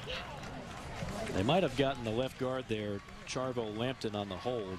Each team now with 6 penalties on the night, and that is in addition to the turnovers. So if you coach Rod Broadway, I think if he sees one more holding penalty, he's going to take a knee and just milk this 7-point lead and say we'll play ball in the 3rd quarter. Well, they're gaining yardage. The problem is for Grambling, it's the wrong way. Right. And they're going backwards here. And this Texas Southern defense, I mean, they have 15 interceptions, 9 fumbles. I mean, they make big plays defensively. You don't want to make a mistake if you're Grambling State and give up easy points at the end of this half. On 2nd and 20. Caught inside the 40. That is Mario Lewis. Gain of 12 on the play. Now Grambling's got a timeout, not electing to use it here. 3rd down and long. Call it about 9. Carruthers, home run ball, incomplete. And another penalty flag. This one coming in late from the back judge. And we might have a pass interference. Derrickis Purdy was on the coverage, guarding Mario Lewis. I like the aggressiveness of the Grambling State offense. They're taking a shot deep. Couldn't see where the pass interference was, if that was indeed the call. I don't know. That's a very tough call. And the back judge threw that from the middle of the field. The side judge didn't make a call on it. The field judge. I think he might have missed that one. You bring up the best point of all. The guy that was closest to the play did not throw the flag. So a big break there. Now Grambling either in field goal range or right around it. On 1st down. Carruthers wisely goes down at the 14-yard line. And Grambling will use its final timeout with 5.7 on the clock. That's a great job by Carruthers, a freshman quarterback. Broadway, he talked about how he has to make big plays in this game using his legs. Understand the situation. We're trying to get a field goal. And we have 5 seconds left in the half. I don't have to do anything spectacular. I can't score a touchdown on this play. Go ahead, take a knee, protect the football, get the timeout. You have one in the bank, and just come out here and try to attempt the football and try to attempt the field goal and tack on 3 more points. He's playing with a really good football IQ and is pushing the right button so far offensively for Grambling. And again, only a freshman. Rod Broadway told us, said, look, Anthony Carruthers, he's got to protect the football for us to win. So far, he's done a good job of it tonight. This will be from 30, and Texas Southern might ice him here with a timeout just before the snap.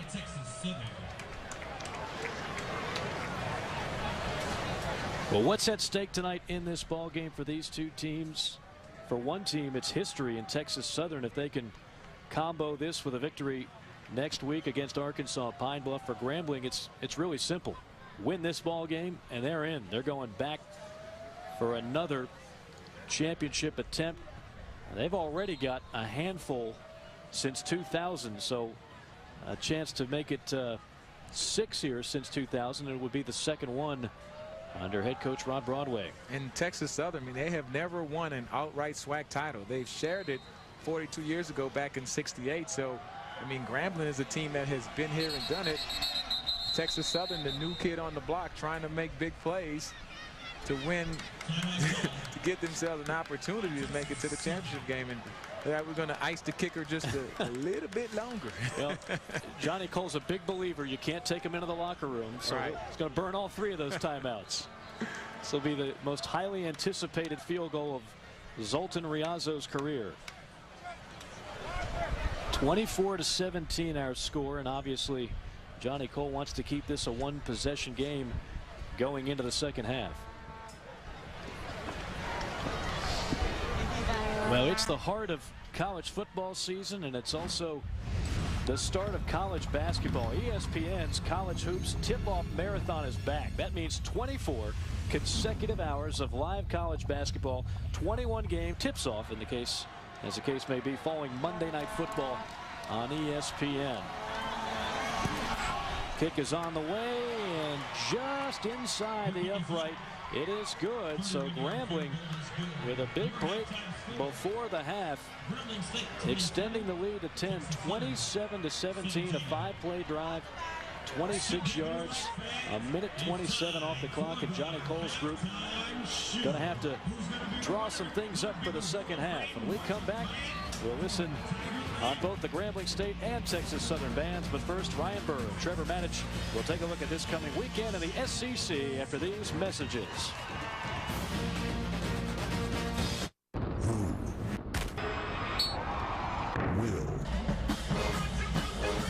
A very entertaining first half here in Houston, Texas. Grambling leading Texas Southern 27-17. And now let's take a look and a listen to the world-famed Tiger Marching Band from Grambling.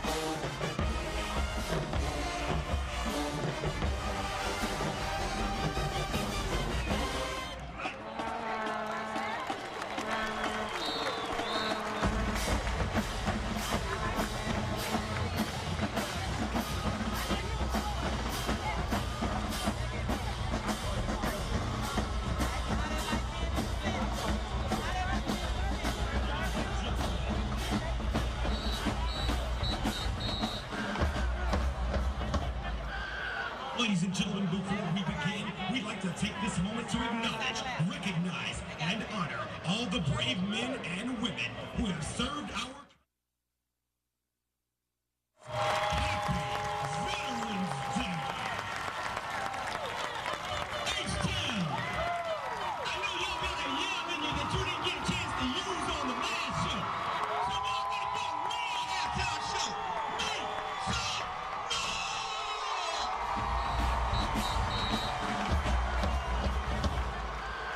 Ladies and gentlemen, before we begin, we'd like to take this moment to acknowledge, recognize, somebody on your side. Rock, rock, rock.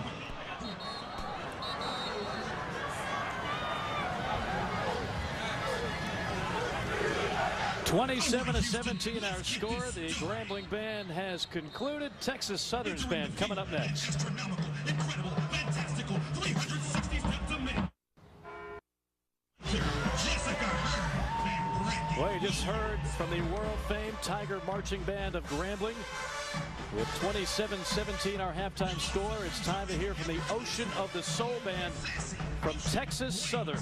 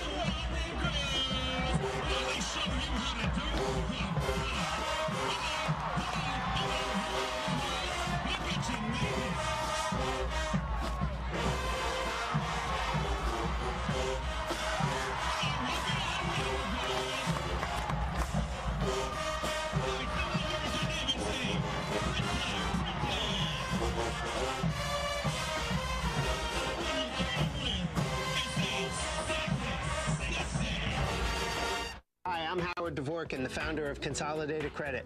For almost 2 decades, Consolidated Credit has helped millions of Americans just like you. We've helped nurses and doctors. We've helped police officers and firefighters. We've helped homemakers and home builders. We've helped over 5 million people suffering from credit card debt. And now we want to help you. Consolidated Credit is the one company you can trust. Our exclusive Freedom Quest program can help you find options and solutions to your financial challenges. We can reduce your monthly payments by up to 50%, consolidate your bills into one easy payment, save you thousands in interest and fees, and help you get out of debt fast. When credit card debt is the problem, we're the solution. We've helped over 5 million people. Let us help you. You're one call away from financial freedom. Call Consolidated Credit now. 1-800-350-1303. 1-800-350-1303. With just 2 races to go, there's a new sheriff in the chase, boys. Denny Hamlin took the points lead from the champ and has the cup in his sights. Now's your chance to drop the hammer, Denny. You've got the 48 on the ropes. But don't count Jimmy Johnson out, because this is going to be a knockdown, drag-out fight to the finish. The chase continues with the Cobalt Tools 500 at Phoenix, Sunday at 3 Eastern on ESPN.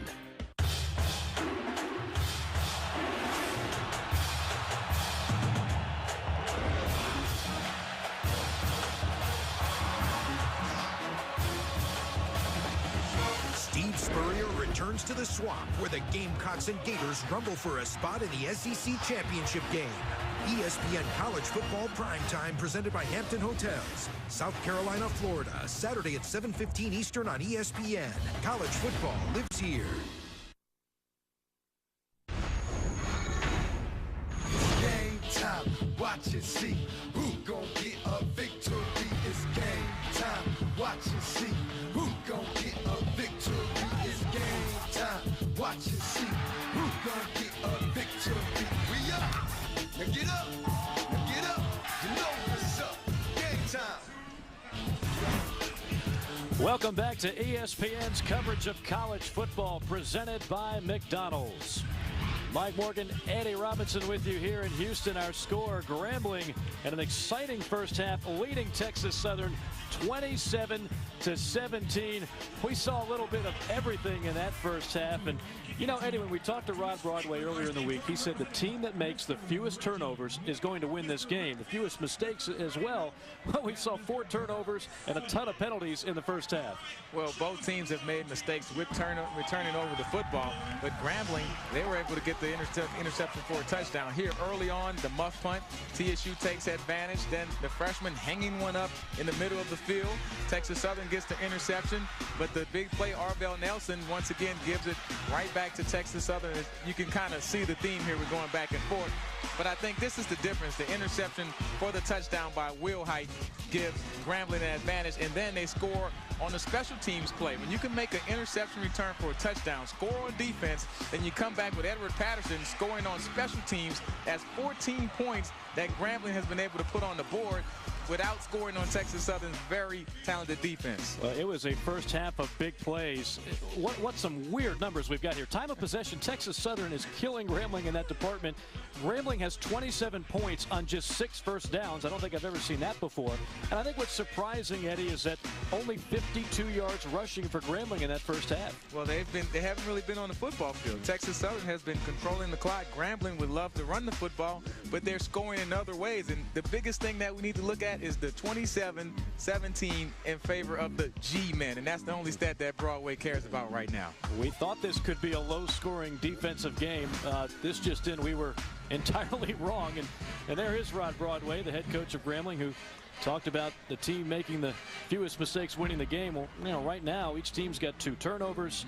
One team has 6 penalties, the other one has 7, so there's still plenty of time for somebody to create some distance in that mistake category, and the team that does that will likely win the game. But I think the sense of urgency has to be there for Texas Southern. This is a very important drive to start off this third quarter. I don't think they need to panic and go back to passing it every play. Just keep running your offense. You're doing a great job running the football. Mix it up, run, pass. You get 1 touchdown or field goal, and you're right back in the football game. A little bit of everything in the first half in terms of big plays and mistakes. We'll see if both categories calm down a little bit in the final 30 minutes of this ball game. Texas Southern trailing by 10. They'll get the football first. A pair of Tigers in this matchup. One from Grambling and one here, the hometown team in Houston. Texas Southern trying to make it to their first SWAC championship game ever and trying to win their first SWAC title since 1968 when Lyndon Johnson was in office. I'll give you an idea of just how long ago we're talking about. This is Osborne. He's been relatively quiet tonight, and he's bottled up there at the 20-yard line. That's a guy that they rely on for big plays in the kicking game, but so far he's been held in check. And I felt like Osborne needed to do something big in the kicking game to put some points on the board in a big way for Texas Southern. But the big play in the kicking game went to Grambling State, and that's the difference in the score in this ball game. So the Texas Southern offense onto the field. Arvell Nelson was a very busy man in that first half, but he threw 2 key interceptions in addition to some of the great plays. He ran for 85 yards, threw for another 38. On first down to the ground, and a good hole between the tackles out near the 25-yard line.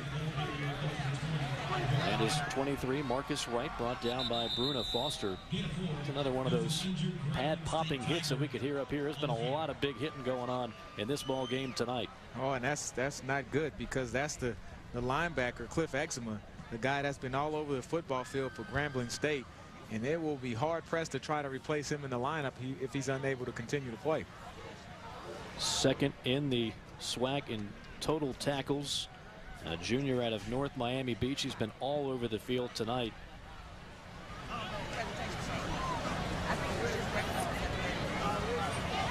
Rod Broadway very concerned as we take another look at what happened to number 50 on this play. Oh boy. That one's tough to look at. Obviously that left leg. And wow, how about this? The fact that he's already up, and even with help getting off the field, I don't know if we're going to see him again tonight, but at least he's able to walk off on a very scary looking play for the top tackler on the team, Cliff Exuma. Remember now, they already lost Christian Anthony at the beginning of the year. He was all world, the SWAC Defensive Player of the Year. He led them in almost every category, and in the preseason he started to feel some tightness in his chest, turned out to be a heart attack, and Christian Anthony's career is over, and that was a big blow for Grambling to have to deal with early on. Don't know how many more guys they can afford to lose off that defense. Well, one thing you have to realize is that Texas Southern, I mean, they want to run the football. Even though they're down by 10, they feel like they can run the football to get back into the ball game. So if you take a Cliff Exuma out of the ball game with the first half that he's played, I mean, the backup has to really step up and make those plays that he was making early on. Texas Southern just 2 of 9 on 3rd down. This is 3rd and short, lowering the shoulder. Marvell Nelson taking a lick. And officials saying first down. It was right at the 31, which is where the marker is. And Marvell Nelson with the old Walter Payton high kick before he sets him up, lowering the shoulder. I like that. See the little high kick there, and he finished him off by getting that first down. Bruno Foster wasn't having any of that. Bruno Foster, number 3, has been delivering some shots here tonight. He's a junior out of Ormond Beach, Florida. Well, you know, we talk about the Texas Southern defense and all the accolades and the great players they have. And, you know, we talked to Coach Broadway about this Grambling State defense. They don't have the great player, maybe the All-America player, but they have a lot of good players who are playing at a high level, and they play really good together as a group. On 2nd down, pass play. That is William Osborne. He's been relatively quiet tonight, but a guy you always have to be aware of.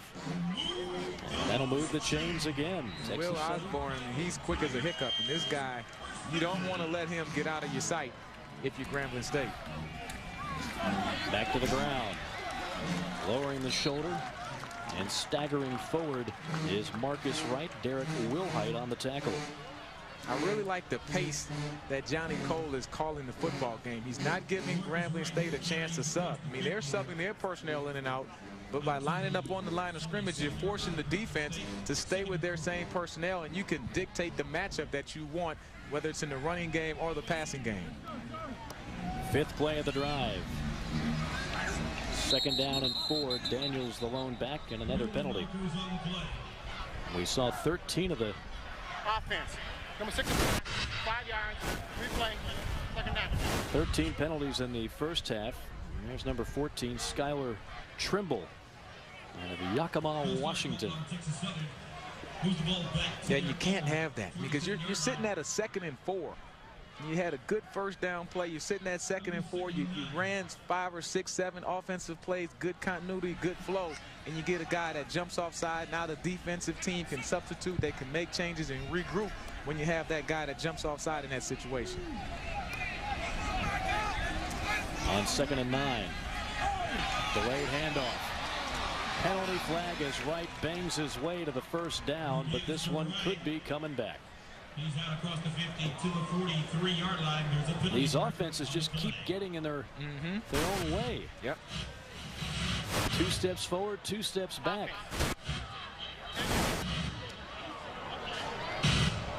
And sometimes we're real critical of the offensive players when they have holding calls and jump offside and those type of things. But you have to give credit to the defenses because they force those penalties. When I'm beating you around the corner because I'm so fast, you have no choice but to hold me. So sometimes the defensive players put those offensive linemen in position where they can't do anything but try to hold it. Texas Southern has plenty of beef on that offensive line. Grambling speed right now, keeping them on edge. Again, Nelson on the run. More of that high step, and he keeps taking shots. It's almost as if he wants the contact. Derek Wilhite delivering the blow on that one. Well, Nelson is a high energy guy, and I saw some clips on him this week as he pumps fakes and takes off running. He said he dreamt about this game. You know, he played this game in his head over and over, and he realized the importance of this game in the Texas Southern football history. And you know, you have these opportunities as a player, they only come once. Not many people can say that they've won the championship at any level. When you get an opportunity, you have to take full advantage of it. This is 3rd and 18. They've got them stacked at the top of your screen. Throw over the middle. That's incomplete. And in the middle of 3 white jerseys. So Texas Southern with the penalties really killing that drive. They were moving the football well, but it will stall, and the punting unit back on the field. Texas Southern, they can't get into these 3rd and long situations. Arvell Nelson, he's good when it's 3rd and short, managing the football game, but the penalty, the offsides, then the 10-yard holding penalty, now you get into 3rd and 15, 3rd and 20, and that's really not what they're about at this point in their football as far as their offense, the way they're running things. Thompson signaling fair catch and then lets it bounce right in front of him. That came dangerously close to hitting him. And it rolls dead at the 33-yard line. 10:45 remaining in the 3rd quarter. It's Grambling still on top.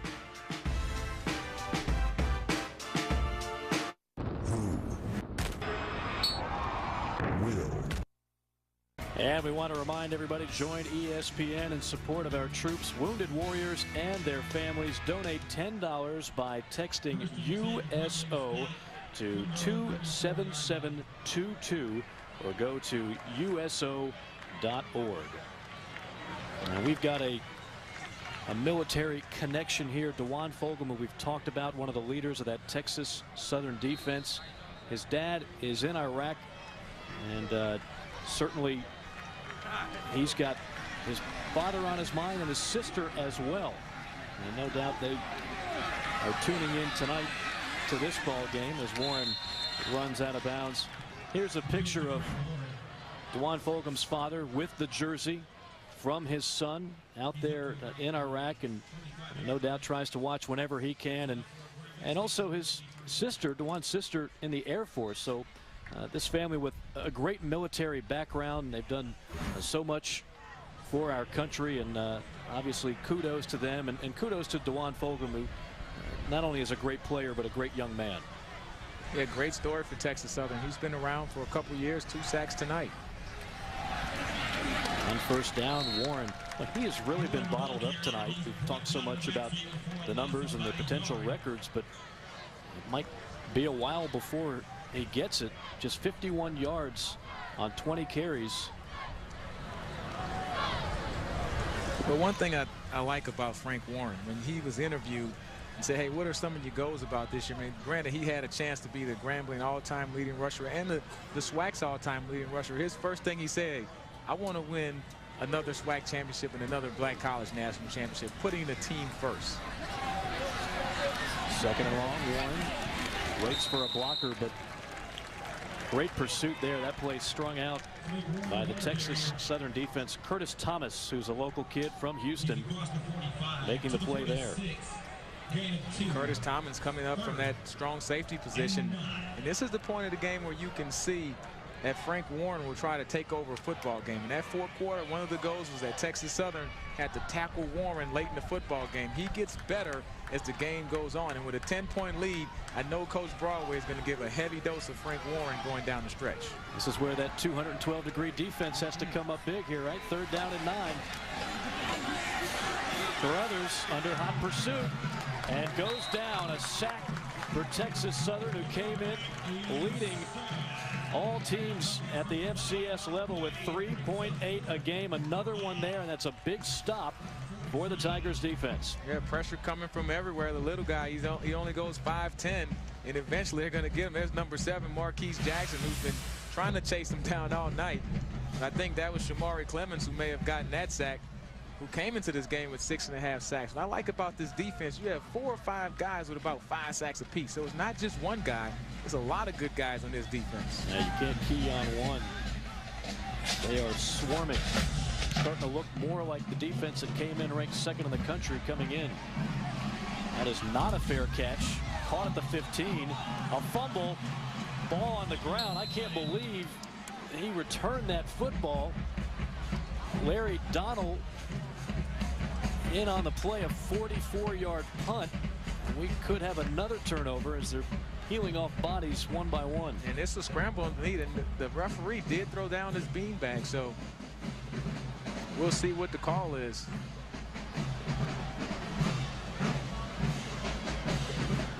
In Texas Southern, no one has used the fair catch signal tonight. Everyone's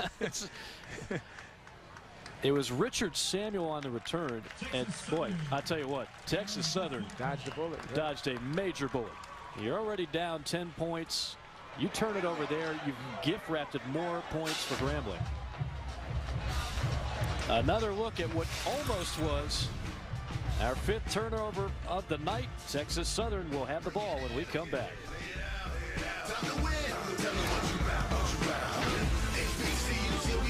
Steve Spurrier. ESPN's College Football Primetime. Brought to you by Geico. 15 minutes could save you 15% or more on car insurance. It's a beautiful night in downtown Houston. We're about 5-10 miles away from the heart of downtown Houston. It is Del Mar Stadium. Grambling and Texas Southern in a SWAC battle. 27-17 our score with Eddie Robinson. I'm Mike Morgan. Very entertaining first half. Things have settled down a little bit here in the third quarter. Each team with a drive that stalled. Now let's see what Texas Southern has up its sleeve. Probing the right side is Marcus Wright. And that is quickly sniffed out by Derek Wilhite, who's been all over the place tonight for that Grambling defense. Texas Southern doing a good job of controlling this second half, running the football, but at some point you think they're going to have to get a big 30 or 40-yard play. They're going to need a guy to step up and make a big play as we see an injured Grambling Tiger on the football field. That's Jamarcus Savage, defensive tackle out of Huntsville, Alabama. Let's take a look at the road ahead, brought to you by Lexus. Texas Southern again next week. That could be a huge one against Arkansas Pine Bluff.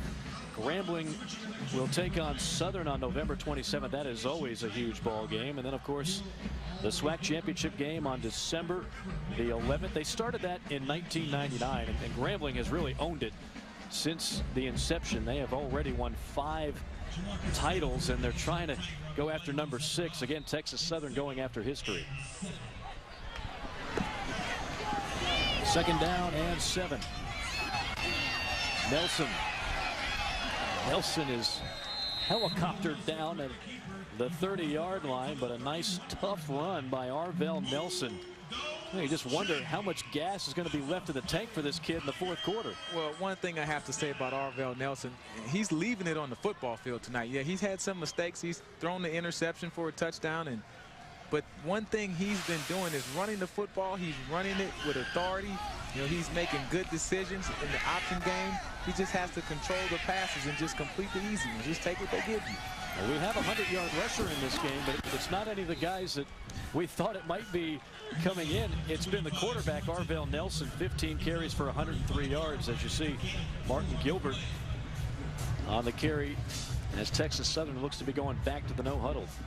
And Grambling State, they're going to play good, solid defense. And if Texas Southern wants to run the football and work this clock, as long as they limit them to 3 and 4 yards at a time, the Grambling State defense can live with that.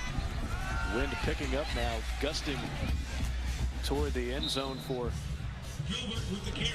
Texas Southern. Another modest gain on the ground. It'll be third down and about 4. 3rd and 3. Rushing yards now, Texas Southern leading the way, 206 compared to Grambling's 58. But again, Grambling has had the big plays. The pick 6, the special teams return for a touchdown. I still can't get over that stat in the first half. 27 points on 6 first downs. It's unheard of. It's his 3rd, and we'll call it a long 3. Well, we might call it longer than that. There's another penalty. You can see the frustration on Arvell Nelson's face. 89, offense, 5 yards, replay. Well, last drive, Texas Southern had the offside call. Then they had the holding penalty. They got into a 3rd and long situation. Now you're in the 3rd and 3. Great spots for this football team. You can run your option. Your runs are available. Your bootleg, your short pass, everything is available in your playbook. Then you have a guy jump offside. Now you're back to the 3rd and 8, and you give the advantage back to the defense. That was Jordan Curtin, the tight end. On 3rd, a little skinny post pattern caught first down yardage. Still churning the legs is Joseph Anderson, and a nice play will keep the drive moving for Texas Southern. 20 yards on that pickup.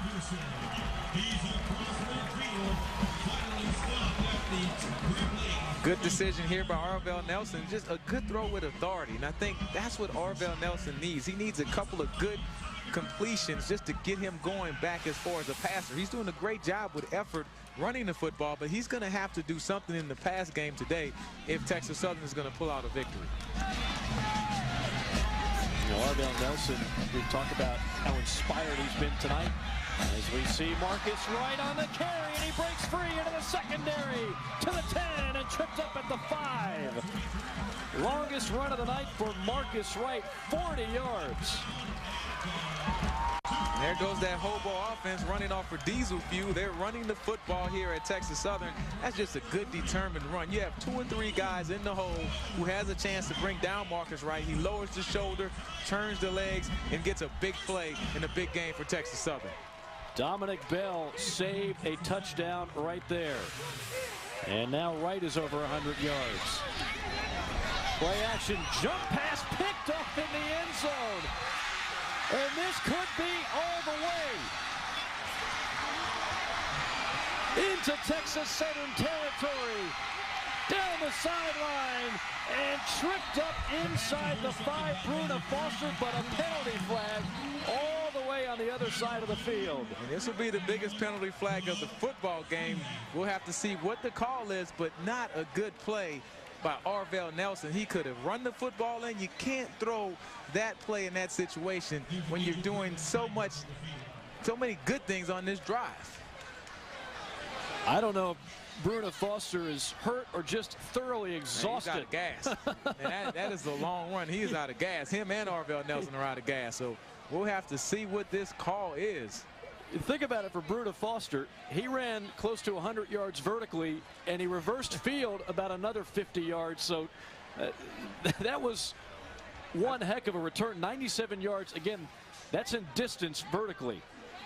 Trying to go with the jump pass, and Bruna Foster's like, hey, Christmas. Christmas in November, I'll take it. And he's huffing and puffing and trying to get it there. And that's when the monkey comes on his back right there. And Arvell Nelson, give this guy credit. He does not quit. He runs him down and goes for the strip.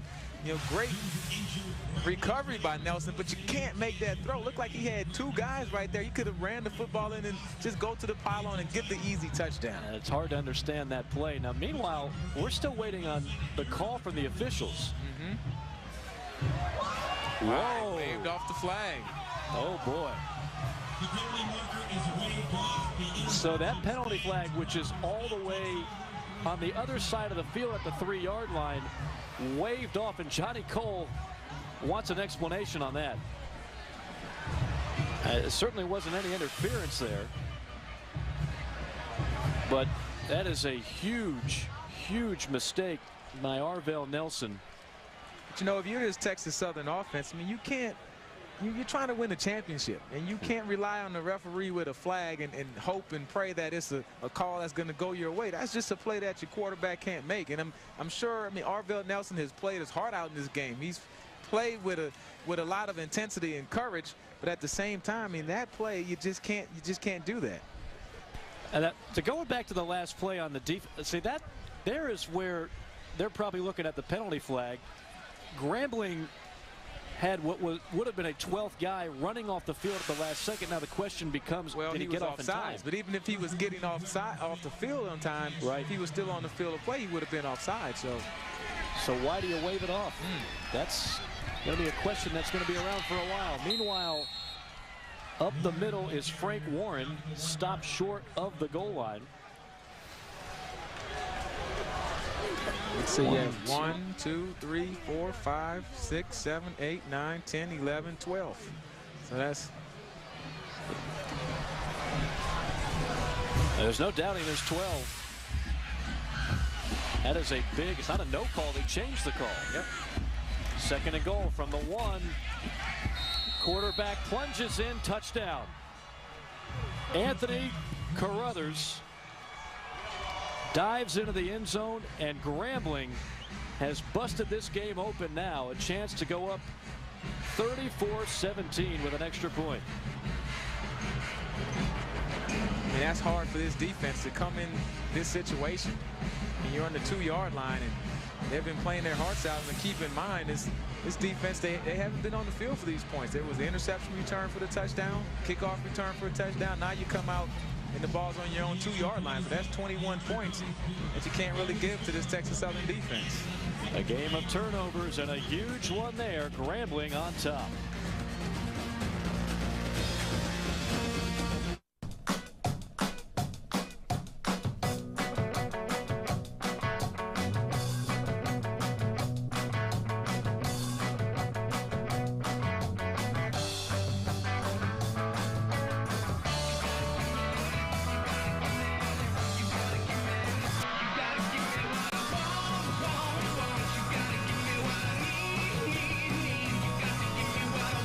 Geico, saving people money on more than just car insurance.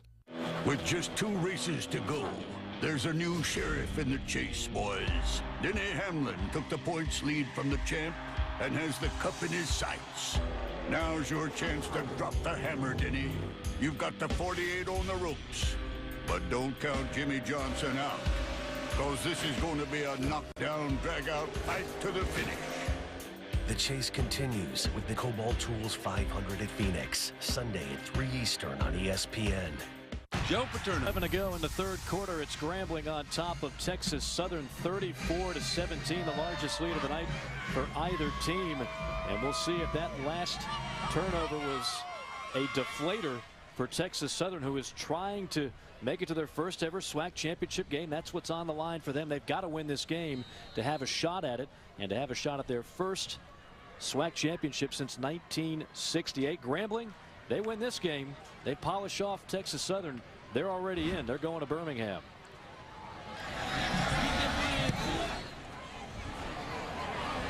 Osborne from the 5. They'll cut back. And a late penalty flag as he is dropped at the 26-yard line. Texas Southern's last 4 possessions, 3 punts and the INT. And now a penalty here to start this drive off. 21-yard kickoff return. 10 yards from the spot of the foul. First down. That's going to be a lot of fun Saturday night in the Swamp. ESPN delivers an SEC showdown to Steve. Arvell Nelson, take a look at his numbers. The 3 interceptions. I mean, that's what you have to circle. Everything else is academic. Those 3 interceptions, one an interception return for a touchdown, and another one ran to the 2-yard line. And you remember he had 4 interceptions in this game last year, and you could say that that was obviously the key number. It's really a shame because he's made some great plays tonight, and you know he's probably been haunted somewhat by those picks last year, and 3 more in this ball game, and that last one really a killer as Texas Southern had it inside the 5 and a 97-yard interception return by the Grambling defense. Off tackle. And it'll gobble up a few more yards. You know, we talked about, Eddie, the keys to the game, your keys, and that key number, quarterback Nelson must protect the football. Must protect the football. And the 3 interceptions, I mean, that's pretty much the difference in this ball game. If he doesn't throw those picks, say if he cuts that down to 2, if he just doesn't throw the last one, if they score right there, you can cut this ball game to 3 points. But you know, he's been progressing. He's been getting better. I mean, the last 5 games, he's only threw 2 interceptions. But this game, just a couple plays, he's like that pitcher who's pitching a great game, but the 2 bad pitchers high in the strike zone go for home runs. But other than that, he's been playing great. Well, this is a too many people in the huddle penalty, and I don't think this one's going to come back, which is what Johnny Cole would have liked to have seen happen on the Grambling penalty, which turned out to not be a penalty. And Johnny Cole's patience has been tested mightily in this game. He knows his team is good enough, and he knows that they've made enough big plays in this game to win it, but the mistakes have really been much higher than they had hoped for and perhaps can afford. Throw over the middle, and that's off target.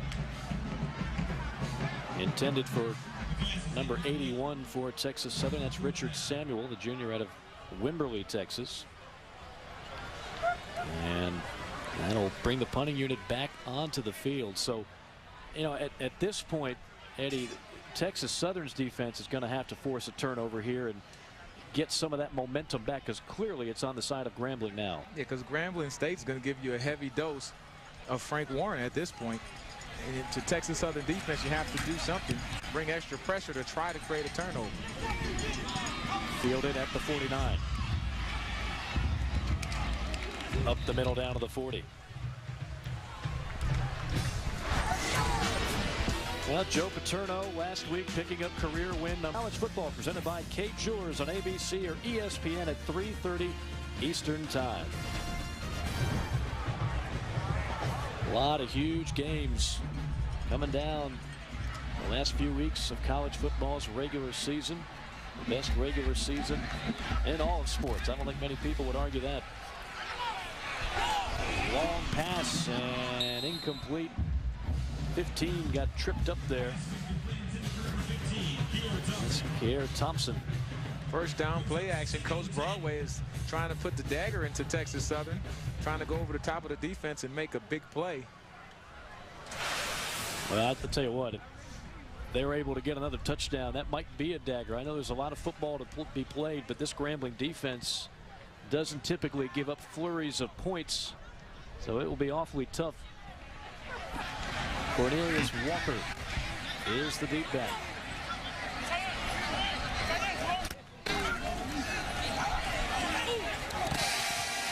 Pass is incomplete. That was intended for Larry Donnell. And I believe we have another penalty flag. Yeah, great attempt to make that catch, an incomplete pass, but now a penalty away from the football. Dead ball fall. After the play was over, personal foul, number 70, third down, 15-yard penalty. Well, that's Clint Marsh, the right guard. And gosh, if you're Rod Broadway, you want to talk about a penalty that upsets you as a coach. You're up 34-17, exactly. You're moving the football, and you get a personal foul penalty. And son, I don't care what he did to you. Whatever he did to you, it's no reason for you to get a 15-yard penalty in that situation. There's no excuse you can give your coach in that situation. You're just trying to win this ball game, and you can't have a penalty. You could be a 3rd and 10 instead of 3rd and long. 3rd and 25 to be exact. They need the 30-yard line. This pass is up for grabs, tipped and incomplete. Boy, that was a very dangerous pass. Texas Southern read it all the way. Zach Gallo tipped it, but it falls incomplete. And Grambling State with the 3 incomplete passes. I mean, this Texas Southern defense, they're doing their job here. They have a chance to make an interception. Just tipping in the air. Very fortunate for Grambling. So they're giving their offense another chance. I mean, you get 3 plays off an incomplete pass. You barely run any time off the clock. So Texas Southern offensively, they have to step up to the plate and make some plays. They need some big plays, and they need them right now. Fair catch called for. It's the first time we've seen a fair catch. That is the first. I was wondering if they knew the signal. They got it there. Osborne says, okay, let's let the offense do some damage here. 39-yard punt, nothing on the return. 1:54 remaining in the 3rd quarter. Grambling leading 34-17. On top of the turnovers for Texas Southern, 12 penalties for 115 yards. So it just seems like Texas Southern keeps shooting itself in the foot. Can't do that any longer. Nelson hands it off. And Marcus Wright is stonewalled near the line. Jacardi Carter. He's been a busy man tonight. In Texas Southern, I mean, they've converted to a run-first team. They're averaging over 180 yards per game, so they really want to pound the football. But when you're down by 17, you're almost forced to speed up the tempo. Even if you have to do it through short passes, you have to complete more passes and hope that one of them can go for a big play, because I don't think you can just run for 3 yards, 3 yards, 3 yards and come back in this football game. Nelson takes it himself, and he'll have first down yardage at the 30. And this is pretty much what Nelson has been doing a great job of. You know, he's reading downfield, no one's open. He's tucking the ball and running and moving the chains and getting the first down. But time is against you now because you've made so many mistakes earlier on in the ball game. Again to the ground and banging ahead is Marcus Wright. That's about 7-8 yards. Derek Wilhite on to stop. But Grambling's going to give you that now. The clock is Grambling's ally the rest of the way. Yeah, but if I'm Grambling, I wouldn't just start off the bus. You're going to have to finish this game off. Oh, my goodness. What a hit by 54 Jacardi Carter. I felt that one up here.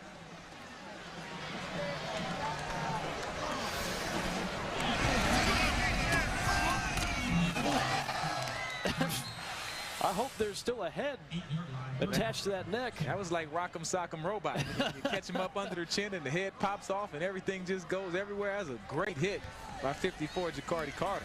Give Marcus Wright credit. He got right back up. Here's Nelson on 3rd and short. Has the marker. Has more inside Grambling territory and out of bounds. They'll stop the clock. Maybe time for one more play in this quarter. Norvell Nelson doing a great job running the football. I mean, he's made great decisions in the running game. Just the interceptions is what's caused him the problem. I thought Texas Southern might rush a play in, but they just let the clock go down. We'll see if Texas Southern can mount a comeback in the 4th quarter coming up. ESPN College Football Primetime, South Carolina, Florida, Saturday at 7:50. And welcome back. Mike Morgan, Eddie Robinson with you here in Houston, Texas, Del Mar Stadium, where Grambling leads 34-17. All right, we're going to put Eddie Robinson on the spot. Okay, now, of course, you were a SWAC legend in your own right. Exactly. But we've got some big names here. All right, one by one, Michael Strahan. Texas Southern. Oh, boy. Doug Williams. Grambling. Ding again. Walter Payton. Jackson State. Jerry Rice. Mississippi Valley. Mel Blunt. Southern University Hall of Famer. John Stallworth. Alabama A&M. Also Hall of Famer. Steve McNair. He played with me with the Tennessee Titans. I can't miss that one. That's the layup. All Corn State. My goodness. I thought you was going to give me like a Paul Tank Younger or a Charlie Joyner or Everson Walls, you know, something to challenge me. How about Ernie Ladd? Oh, Ernie Ladd, the big cat, Grambling St. Oh, see, you're too good. Teammates with Buck Buchanan, by the way. See, that was my next now one. I'm showing off. All right. Here, I'm going off the radar here. I'm going from the gridiron to the hardwood. Willis Reed. Oh, that's Grambling State. Oh, you man. Kidding me? All right, I give up. Knicks, he comes back. Eddie's just showing off now. I thought you might have to cheat on a couple of those. I saw you grabbing the cell phone. I thought nah, not at all. I thought you guys were going to go a little deeper. You know, some Lem Barneys or somebody. You know? What about Kenny Burroughs, the big 00 from Texas Southern? Oh, look at this. There we go. Look at this. He's on fire. Let's see if Texas Southern can heat up. Caught inside the 20 and down to the 5 is Joseph Anderson. That's the first big play in the passing game that Texas Southern has had since the first half. Well, if I'm Johnny Coe, I'm like, get into the end zone. I mean, so many things bad happened at the 5-yard line, but a good job by Orvell Nelson. Nice touch. I mean, this kid just keeps coming back. I love the fight in Orvell Nelson. In spite of the bad plays, he's still pushing forward and making big plays for Texas Southern. Longest pass play of the night for Nelson, 42 yards. 1st and goal from the 5. Texas Southern needs a score badly. Handoff. And stuffed. Martin Gilbert running into the 6'2", 286-pound Antoine Rogers. Rogers gave him a good old bear hug. And Antoine, he's a big one. You could tell. Look at those scars on the helmet there. That means that's a guy that's battling play after play. No gain. 2nd and goal. Again to the ground. This time it's Wright. And he is about a yard short.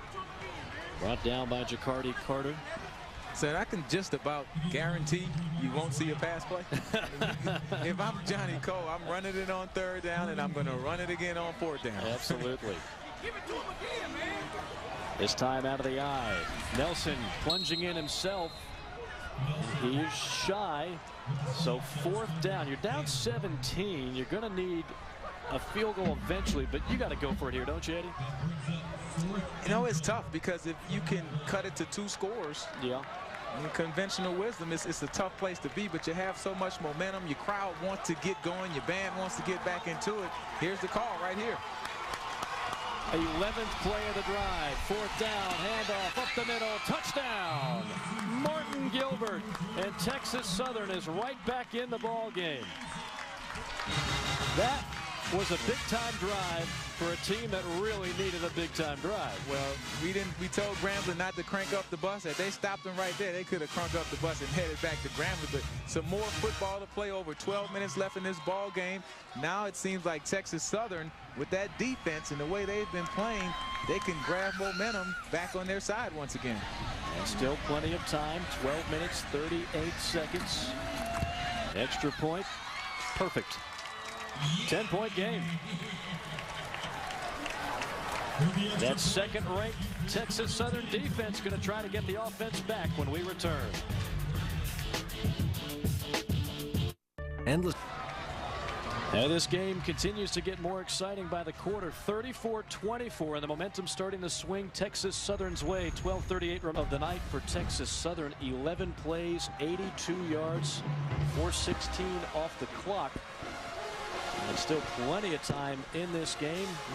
A 2-possession game right now, and Texas Southern, with that highly touted defense, will try to get the ball back for that offense.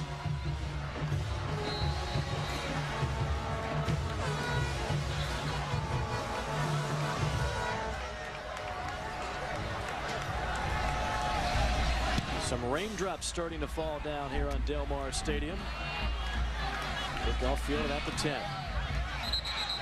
And slipping at the 20-yard line is Kenneth Batiste. Well, there is Frank Warren. And Frank Warren is 2 yards shy of becoming the all-time rushing leader in the history of Grambling football. And that's saying something when you consider all the incredibly talented running backs that have come through that program. He's been somewhat quiet tonight. Texas Southern's done a good job holding him in check, but his night is far from over. We've got another, looks like we've got either another penalty, or for some reason they're re-kicking.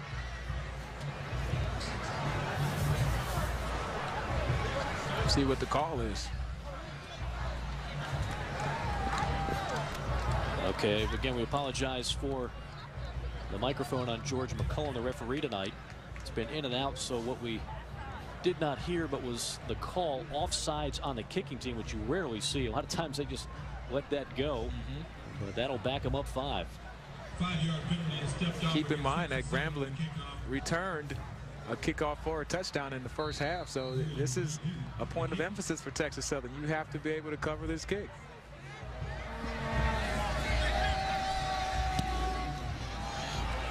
This time it's a squibber. It's going to be much better field position for Grambling at the 36. O'Shea Hamilton, the fullback, picks it up. All right, now let's see it. Eddie, are we looking at 212 degrees here of defense, or is the water going to start to boil here? Yeah, I think they're getting to that point, and at 212 degrees, you know, water. I was a chemistry major, but this is something that Coach Ramsey told me. Water at 211 degrees is still water, but at 200, well, it never changed water, but at 212 degrees it starts to boil, and that's what they want to do. They want to bring the heat, and they want to boil over. That's what this Texas Southern defense is going to try to do on this series. Here's Warren, left side. Does he get the record? Not on this play. I don't think so. Fulgham tripped him up.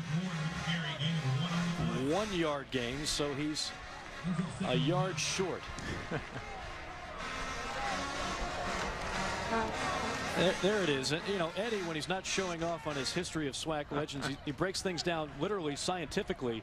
At 212 degrees, water is hot. At 212, it boils. And with boiling water comes steam, and with steam, you can power a train. There you go. They're trying to keep the championship train moving on to Birmingham. Meanwhile, there's a locomotive wearing the number 23 jersey, gets the football in the backfield, breaks a tackle, past the 40, and that should be it. Frank Warren becomes the all-time leading rusher at Grambling. He needed 53 coming into tonight, and he's got more than that. He's all-time leading rusher now, 3,804 yards. He's got 10 carries for 58 yards tonight, and one thing is for sure, he's not done. Definitely not. I mean, he just passed Eric Gant, who played from 90 to 94 with Grambling, and next he's only 50 yards behind the second guy in the conference, which is Lewis Tillman, a former Jackson State great.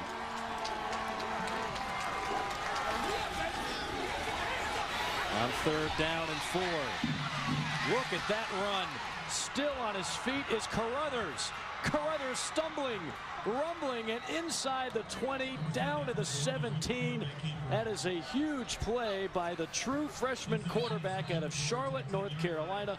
40 yards. Yeah, and he just keeps motoring. Everyone has a chance at him, but look at the little guy go. Great block at the end of that play to spring Carruthers for the big gain. I mean, they're all around him, but he can make the people miss, and you got to like the heart. They said that he needed to make a big play in the running game tonight for Grambling to be successful. I think that was the play right there. You know, he's 5'10", 180 pounds, and Rod Broadway told us if he was 3 inches taller, he would have been recruited by everybody in the country. 1st and 10. Warren again. Picks up a couple. Now, I think it's huge for Texas Southern right here. At least hold them to a field goal. Keep them out of the end zone. Have to. It's paramount. You cannot give up a touchdown. Even though you're in the red zone at this point in the ball game, you hold them to a field goal, you're 2 scores down. It's a 13-point difference as we have an injured Grambling player on the field. Left tackle Benny Peoples. Well, we mentioned Frank Warren just became the all-time leader in the history of Grambling. Let's take a look at that prestigious list. All-time leading rushers in the SWAC now. He is 3rd all-time, right on the heels of Lewis Tillman, and #1 Destry Wright of Jackson State, 4,049 yards. You start doing the quick math there. He's got a chance to do it. Of course, he's already passed Walter Payton. A couple weeks ago. Brad Baxter, former New York Jet. There's some pretty impressive names on that list. Let's take a look at what Frank Warren has been able to do tonight. Again, started off rather slowly, but he's picked up steam here of late. Yeah, they call him Sweet Feet. You know, we talked, Coach Broadway said, what does he do well? He said, well, he just is an all-around back. He just does everything pretty consistent, using the stiff arm. Finish Frank Warren right there, and that's the record breaker. 4 or 5 guys had a chance at him. Play that should have been a 3-yard loss on the 2nd down play. He gets them in position by making a couple guys miss, turns it into a positive, sets up a 3rd down so his team can get the 1st down. Just a great team player, good student, good leader on and off the football field, good guy in the community. That's the type of guy you want to put out front to be the model for your university. A few years ago, he was the SWAC Freshman of the Year. A few years later, he's got a chance to be the all-time leading rusher in the history of the conference. 2nd down and 8.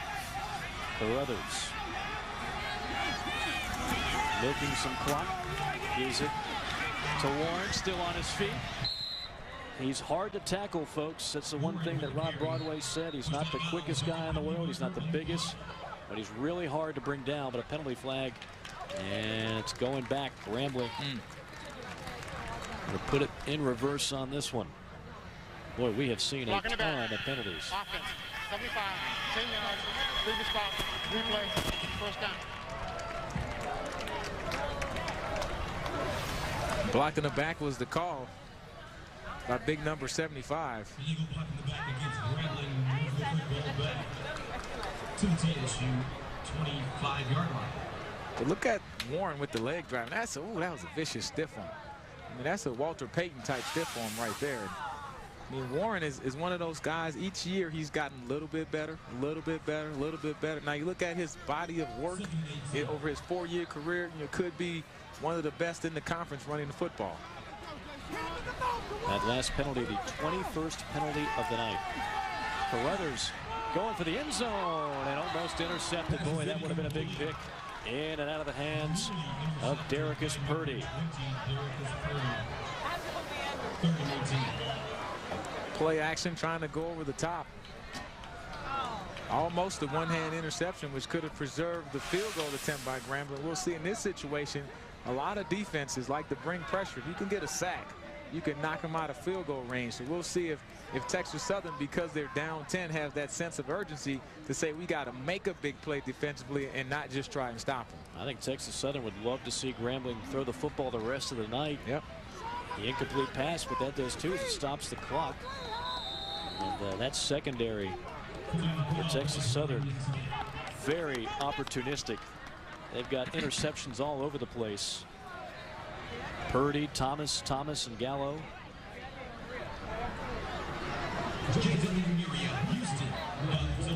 And a timeout on the field.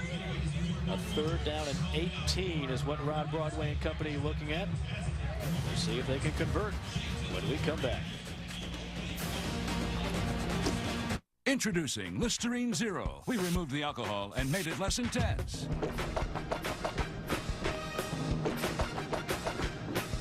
Now people everywhere are getting a deep clean and fresher mouth without the intensity that kept them away. It still kills bad breath germs for a whole mouth clean. But it's never felt so good. New Listerine Zero. Deep clean, less intense. A Listerine clean for all. Week 10, Eagles-Redskins. Donovan McNabb gets another shot at his old team. But Michael Vick is back, and with a huge win over the Colts, the Eagles are in hot pursuit of the division lead. I don't know, Jaws. McNabb and the Skins will be looking for another big win against their rivals. This time it's in their house. ESPN's College Football Primetime is presented by McDonald's. I'm loving it. 34-24, Grambling leading Texas Southern and looking for more. 3rd down and 18. The Texas Southern defense needs a stop. They bring the blitz. The pass is complete and immediately brought down by 44, DeJuan Fulgham. Kier Thompson on the reception. Great job of reaction by Texas Southern. This play looks like it can go big. You see the big offensive lineman out front, but Fulgham, great job of blitzing, then retracing your steps, giving the effort to get out to the sideline and still make that tackle on the perimeter of the defense. So that is a big stop. Even if this field goal is good, it's still a 2-score game with a lot of time on the clock. Riazzo. High snap. Riazzo picks it up. Going backwards. There's a little lateral. And Texas Southern's going to have the football with great field position. That's a big-time break for the Texas Southern Tigers. Well, both coaches talked about the teams that made the fewest mistakes. And I know Coach Broadway is upset after that play, but man, that thing could have been even worse, because here he gets it and he tosses it. You should have just took a knee. I mean, just go in and take a knee, give the ball to the other team. Your defense is playing well, but that snap was terrible. I don't think the holder had a chance. It hit him on the G on side of the helmet. Fabian Carter, who's the punter, is the holder on that. And like you said, he had no prayer. There's a big run. Look out. Marcus Wright with a head of steam. Down the field, inside the 30, and to the 25. Yeah, great job blocking. Look at the big guy, number 62, turning it up in there, getting the pressure. That was big Fred Gaines, number 62, and he threw the block that sprung him. And hey, the big guy's getting excited. You like that. You gotta like that. And you see the big guys coming around the corner and leading up in there. It's getting cool now in the fourth quarter. This is when they like to start blocking for real. 26 yards on that scamper. A timeout on the field called by Grambling. 8:16 on the clock. A load of time. While we have a moment, let's take a look at some of the action from halftime, brought to you by McDonald's. Well, the band's stealing the show, as they always do here in the SWAC.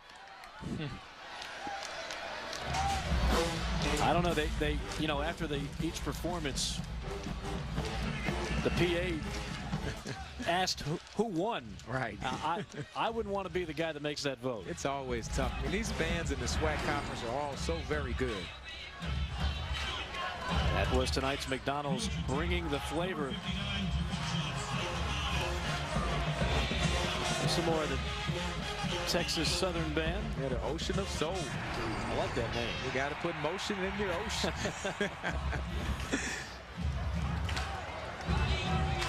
So first down, the ball spotted on the 25 of Grambling.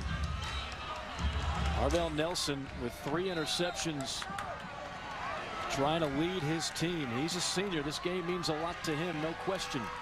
Texas Southern has to win to still have a chance at the SWAC championship game in a couple of weeks in Birmingham. And keep in mind, Grambling has a couple injuries. That was number 59, Derek Johnson, the starting middle linebacker who was just injured earlier. We saw Cliff Exelon, who left the ball game after having a great day. And so they're kind of getting thin at the linebacker position.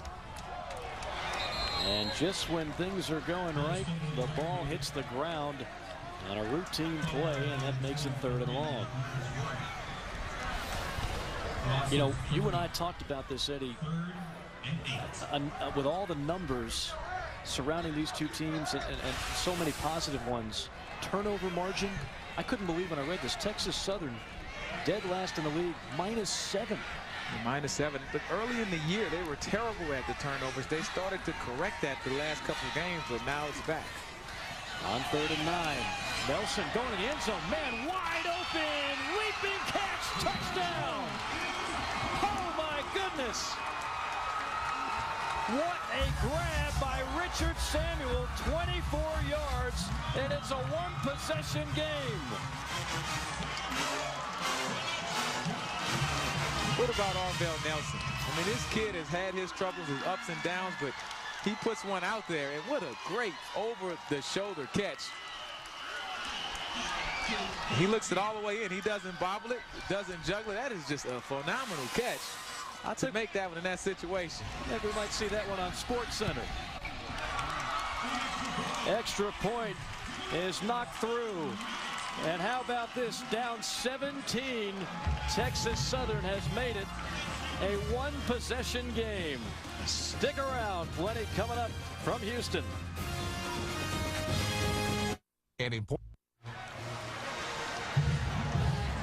Well, momentum has gone back and forth, shifting one way and another, and it is clearly on the side of Texas Southern right now. 34-31, a 3-point game. What's at stake? Well, everything. If you're Texas Southern, you almost have to win this game to have any chance. If you win it, you're in the driver's seat for the SWAC championship game. Grambling, all they've got to do is hold on. They once led by 17, now just up by 3. But if they win, they're going to yet another SWAC championship game. This would mean so much for Texas Southern, as we talked about.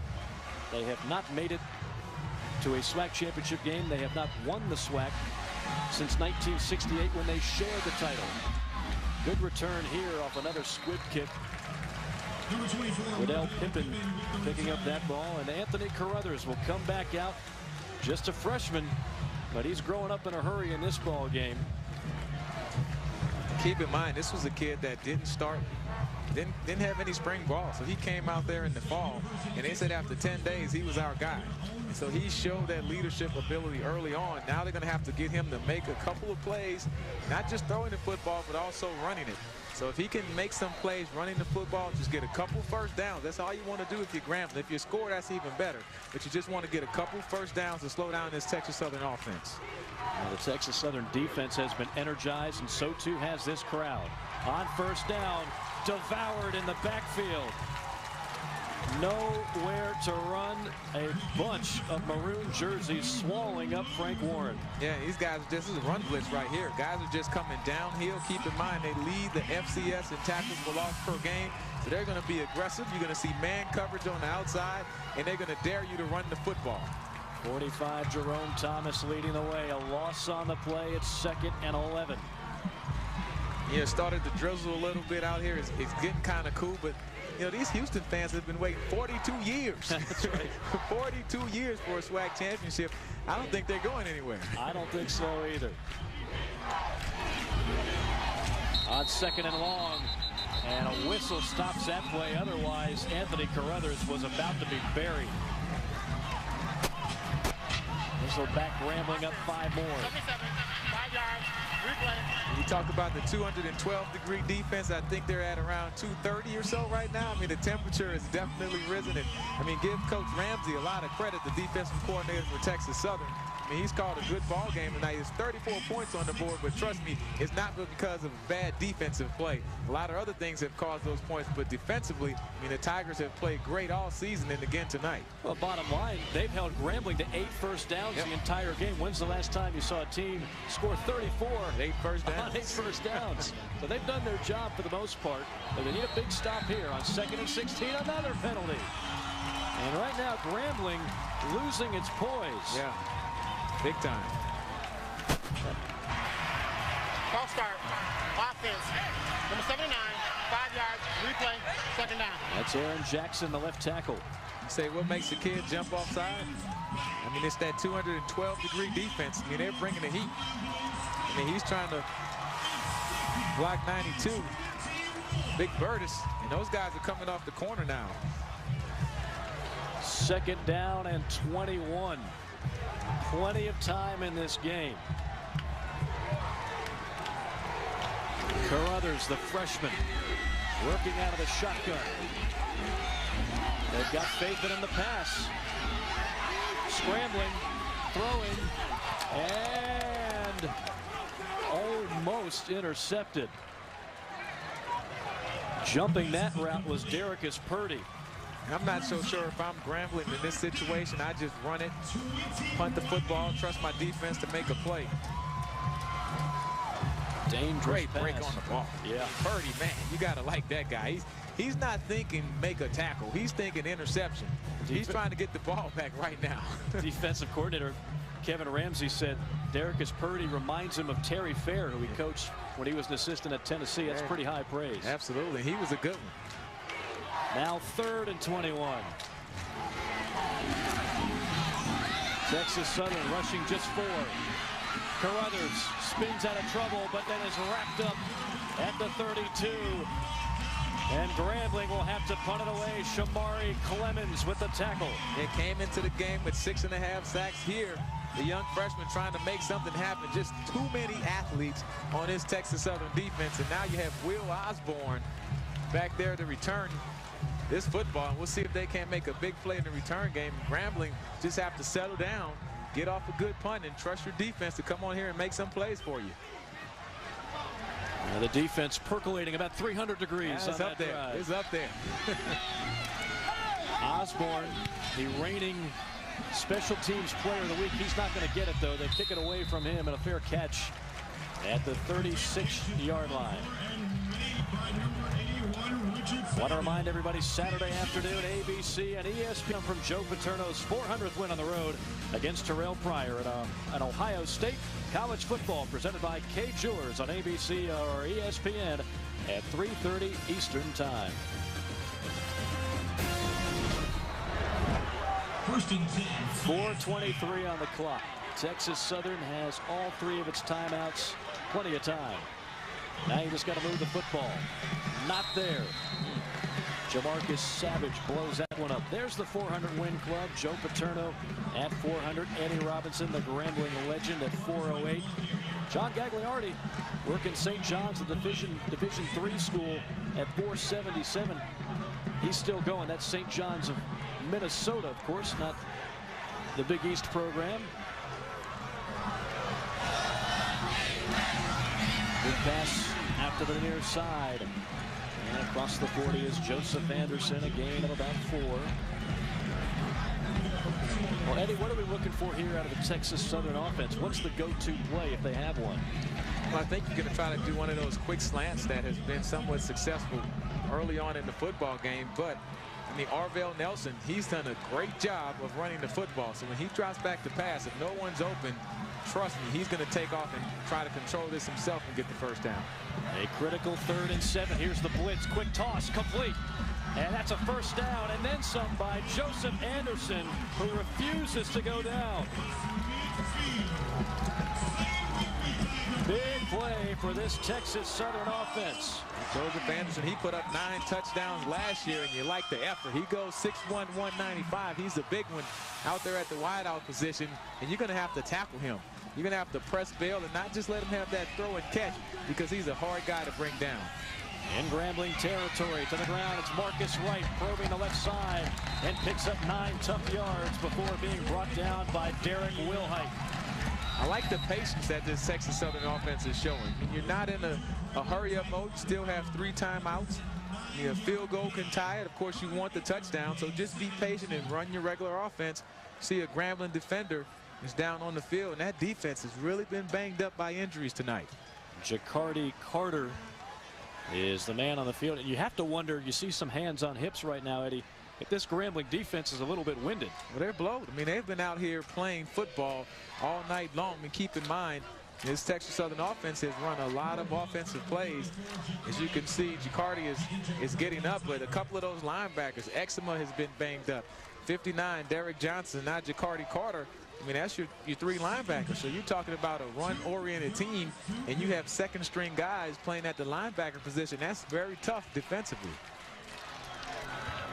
Second down and short. Back to the ground. It's Martin Gilbert into the secondary and brought down at the 30-yard line. And now you let that big offensive line take control of this football game. You hurry up. You snap it quick, and you see if those young linebackers for Grambling who are forced to step up and play, see if they can make the adjustments and get the correct run fits. Grambling racing its personnel on and off the field. It's Gilbert again. Guts it up the middle for a couple. Right now, Texas Southern is winning the battle of the trenches. We'll see if they have enough time to have the patience to continue running the football with a couple yards at a time. They need one big play to get them down in scoring position. Again going no huddle. Second down and 6. Nelson, play action, rolls right, fires, complete to the tight end, who is shoved out of bounds near the 20. That's Kirk Fitzhugh, the junior out of Compton, California. He's pushed out at the 21-yard line. Johnny Cole is dialing up all kinds of plays. And I can't tell you how hard it is defensively. You know, being a linebacker playing in college in the NFL, when teams are moving quick like that, you just never get a chance to recover defensively. You want to try to think about what they just did on the next play, and then they're back at the line of scrimmage. You can't even talk to your teammates to work things out. You just have to wing it and play on the fly. This is the 8th play of the drive. Again, play action. Nelson runs out of trouble. Nelson spins. Nelson finally banged down inside the 15 near another first down. In field goal range with the Tigers, the Texas Southern Tigers, that is, are thinking touchdown is Nelson. This is what he's been doing the best all night. Pulling the ball down, running with passion, running with heart, getting first downs for his team. Texas Southern has 3 timeouts left. It's second down and 3. Handoff, left side, jitterbugging back up the middle is Deshaun Daniels. And now a timeout call. Well, there's some players looking exhausted on both sides right now. These kids have really laid it on the line tonight. I mean, none of them have anything to be ashamed of. I mean, it's been some mistakes, but they have played so hard. You know, Grambling State and Texas Southern. The game has been coached well. Players are playing extremely hard. That's what you love about college football. You know, young guys going at it, giving all they have on every play. Well, now everybody will get a chance to catch their breath, including us. Right. Goodness, what an exciting 4th quarter. 1 minute 2 remaining, and again, what's on the line? Boy, just about everything if you're these 2 programs. The East, that'll be settled in time. 3 teams with 3 losses there. In the West, it comes down to these 2 here. Grambling with the win, they're going to the title game. Texas Southern, they would control their own destiny with a victory. A first down on the measurement. Plenty of time to go. Texas Southern, 3 timeouts remaining. You know, Texas Southern went 6 drives without a single point.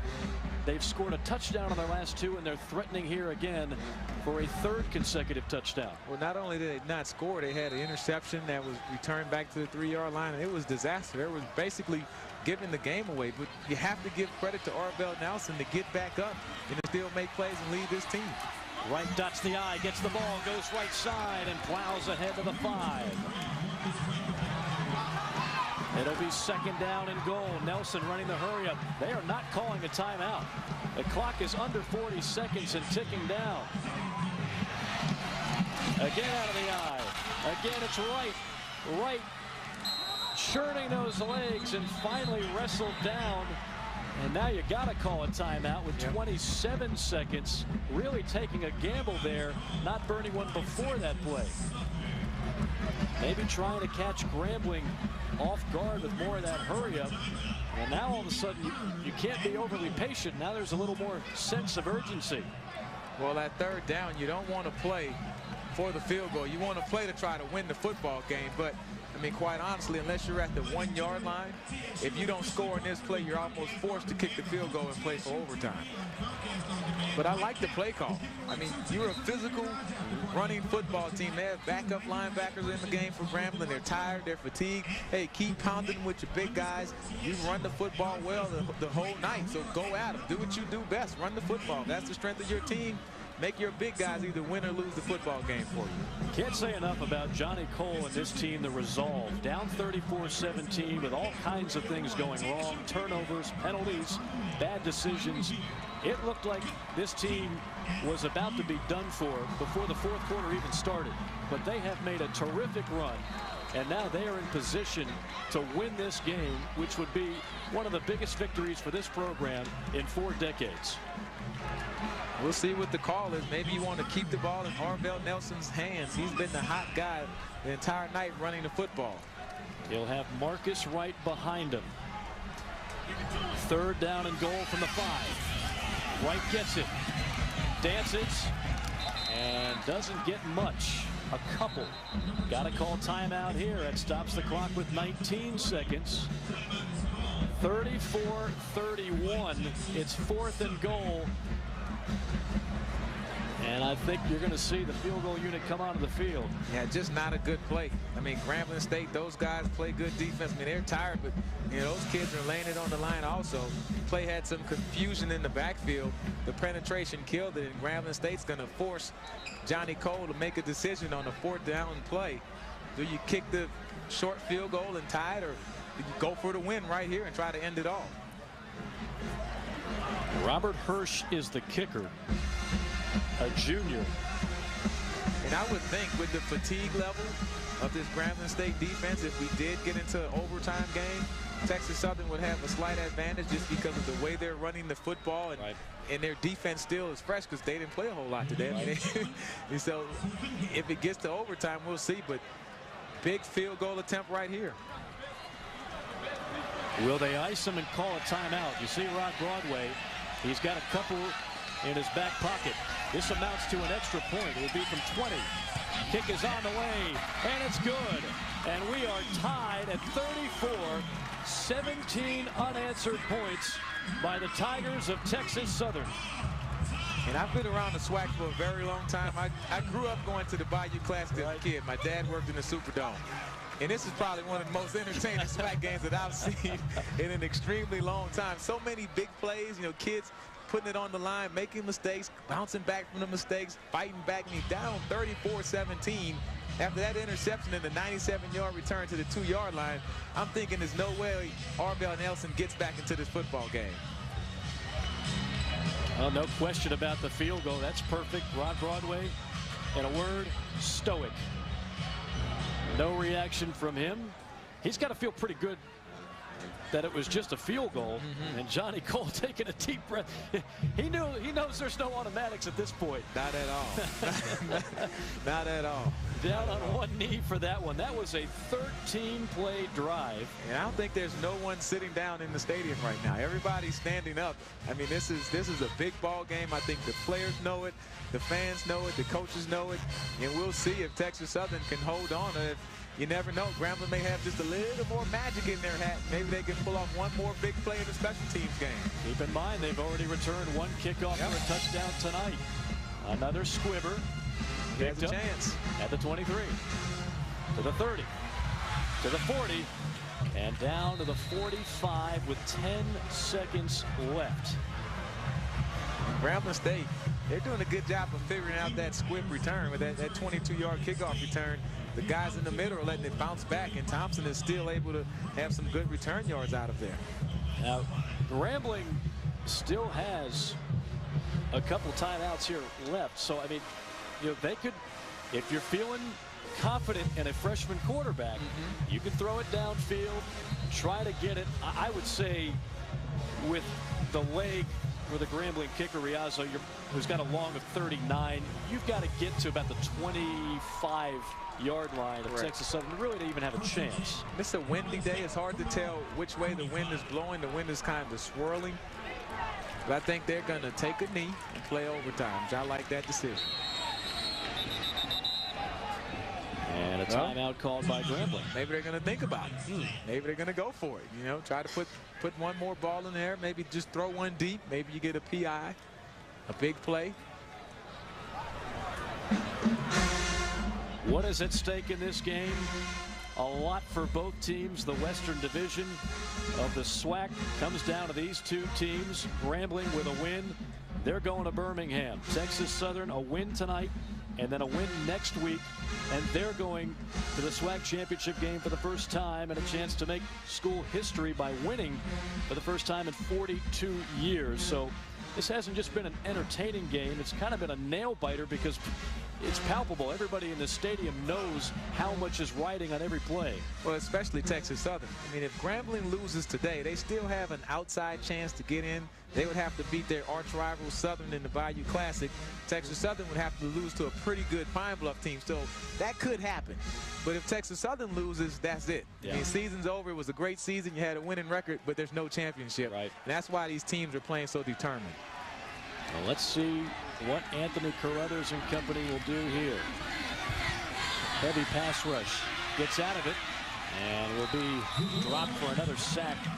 And at that point, you just got to let it run out. That's what Grambling will do. Shamari Clemens on the sack, and we are heading to overtime. Why not? This game has had everything else. Don't you dare go away. 34-all. We're back from Houston in a moment. Watch and see who gon' get a victory. It's game. Alongside Eddie Robinson, Mike Morgan with you here from Del Mar Stadium in Houston, Texas. 34-all, a thriller as we head for overtime. The coin toss about to take place at midfield. And Eddie, I always thought it was the advantage to be the team that gets the ball second because you know what you need. It looks like they're talking to Texas Southern.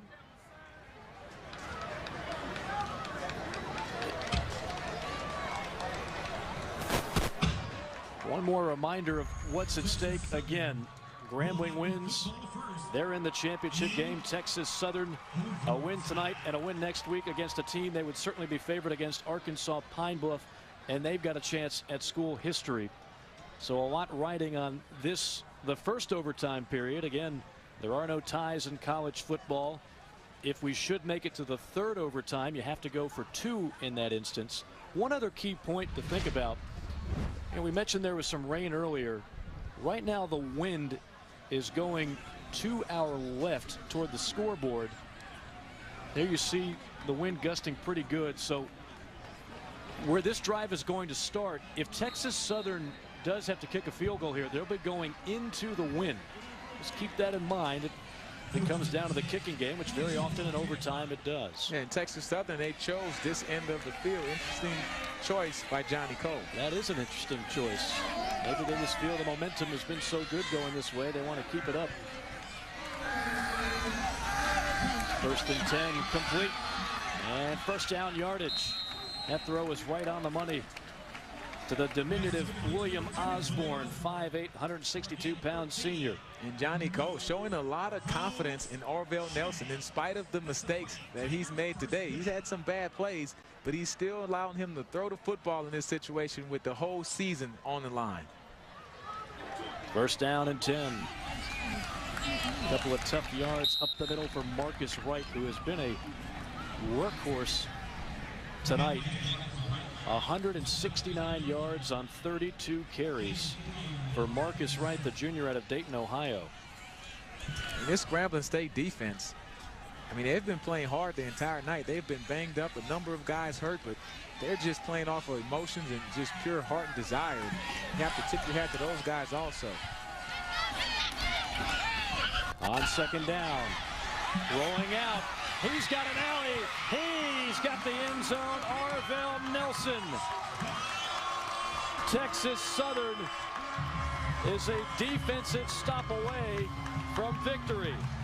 Great job with the play fake inside, and this is what he's been doing all night. You call your own number, good blocking on the perimeter. Texas Southern strikes first in overtime, and Orville Nelson, the redemption. I mean, this guy had a couple of bad plays. That 97-yard interception that was returned to the 2. What a way for him to bounce back, going down 34-17, and now you have a chance to take a 7-point lead in overtime. An 11-yard gallop for Nelson, extra point. This is always critical in overtime. It is good. And now Grambling has no choice. Forget about the kicking game. They've got to find pay dirt. Well, the good thing for Grambling, you know what you need. And so it's 4-down territory, so you can pretty much call your offensive plays. You know, if you get a 3rd and long, you can get half, and then because you know you're going for it on 4th down, you have to score a touchdown. So in that situation, it gives you somewhat of an advantage if you're the Grambling State Tigers. So Grambling will march the offense onto the field. An offense which has really sputtered in this 4th quarter. And now into the overtime period, we'll see if they can reach back into the bag of tricks and find something. You would have to think Frank Warren's going to be a big factor on this drive. They fake it to him. Everybody's covered. Carruthers will go down, another sack. DeJuan Fulgham. The 3rd of the night. Fulgham has been everywhere. The middle linebacker for Texas Southern. Great job on the boot fake, but no one's home down the field. And look at the closing speed of this defense. You have Fulgham coming, number 44-7, Marquise Jackson. I mean, these guys are running to the football, and they're feeling it at this point. And that temperature is well over 212 at this point. We have to give a new name to the defense. And you know, Fulgham's pop probably watching overseas in Iraq, a proud papa right now. Yeah, I would hope so, because his son is playing a heck of a ball game. Second down. They need the end zone. Going deep. Down the sideline and through the hands. Good coverage on the play. It was intended for Bakari Maxwell. Zach Gallo breaks that play up, but it was close. And Zach Gallo, great job of not panicking. Just relax. The ball is in the air. You have good coverage. Make him make a great catch. A lot of times you see defenders, because they're a step behind, try to panic and grab the receiver before they have to. He just did a good job of going up once the receiver's hands went up and to knock that ball down. It comes down to this now. Obviously 4-down territory. In order to keep the drive alive, Grambling has to get to the 15. Eventually they're going to have to get into the end zone, but for right now, the goal is to get to the 15. Carruthers trying to dance out of trouble. Somehow still on his feet. Oh my goodness. 15, 10, and down there, and that will keep the drive going. A first down, and that was all Anthony Carruthers. 20 yards. What a play by the freshman. I mean, this kid is only 5'10", 180 pounds, but look here, no one down the field. How does he get through that hole? I mean, that's 2 big guys who have both of their hands, all 4 hands on them, and he's still able to get through. What a play by the 5'10", 180-pound freshman, Anthony Carruthers. He was the 2nd all-time passing yards leader at Independence High School, behind one Chris Luke, former Florida Gator quarterback. And off up the middle and stuffed pretty well there by the Texas Southern defense. No more first downs. Now Grambling has to find the end zone, and they'll have 3 more plays to do so. And Frank Warren, I mean, he's gotten his yards. You knew he was going to do his thing offensively for Grambling, but Texas Southern just hasn't really had a good answer for Carruthers in the running game. And this guy has been shifty the entire night. Every time he drops back to pass, you hold your breath defensively if you're Texas Southern, because he's able to make people miss and create big plays by running the football. Frank Warren's going to block. Carruthers going to throw. End zone. Incomplete. He had one right there. If he leads him more to the inside towards the post, that was one that he could have had for a touchdown. Let's take a look at it. On the move is hard. He's moving to the right and is trying to throw across his body. That's something that you have to learn. That's a skill. He'll get better at that, but that's one that he could have had for a touchdown with a more accurate throw. Now you've got 2 plays now to get 7 yards with a whole lot riding on those 7 yards. If I'm Coach Broadway, I like the ball in Carruthers' hands. I mean, I know Frank Warren has been the guy, your leading rusher, but Carruthers is hot right now. Carruthers, quarterback draw, breaks 1 tackle, breaks another, and is finally pounded down to the ground at around the 2. And he is kneeling over in pain right now. He took a shot. Jonathan Hollins, one of the guys in on that pop. Carruthers back to pass. I mean, he's taking 3 steps back and he's thinking run. He's not thinking pass. He's thinking, I'm going to take control of this ball game myself, running the football. And I mean, this is it. Season's on the line for the Texas Southern Tigers. Carruthers with 96 yards rushing tonight on 17 attempts. It's 4th and goal. Texas Southern history riding on this play, which could be the final play of the game. Eddie, what do you dial up here? Well, in this situation, I'm going to go to an old West Coast play, sprint right option. Jerry Rice scored hundreds of touchdowns on this. Dwight Clark caught the touchdown in the back of the end zone on it. And the reason why is because I like Carruthers on the perimeter of the defense. Give him a run-pass option and make Texas Southern tackle him if they cover the guys in the end zone. What a turnaround if you're just joining us. Grambling led this game late in the 3rd quarter by 17 points. Nothing was going the way of Texas Southern in this 2nd half. Then all of a sudden the defense stiffened up. The offense got hot. 3 consecutive drives with points on the board. And now Texas Southern is 1 play away from a historic victory. And this is what you came to see. I mean, this defense came into this game ranked 2nd in the country in the whole FCS, not just in the conference. You know, getting 9.7 tackles for loss of game, 1st in the conference, 1st in the country in sacks. And so if I'm Texas Southern, let my defense be out there for 1 play to win me the football game. Ball is spotted at the 2. Carruthers under center. Gives it to Warren, and he stops short, and Texas Southern has won.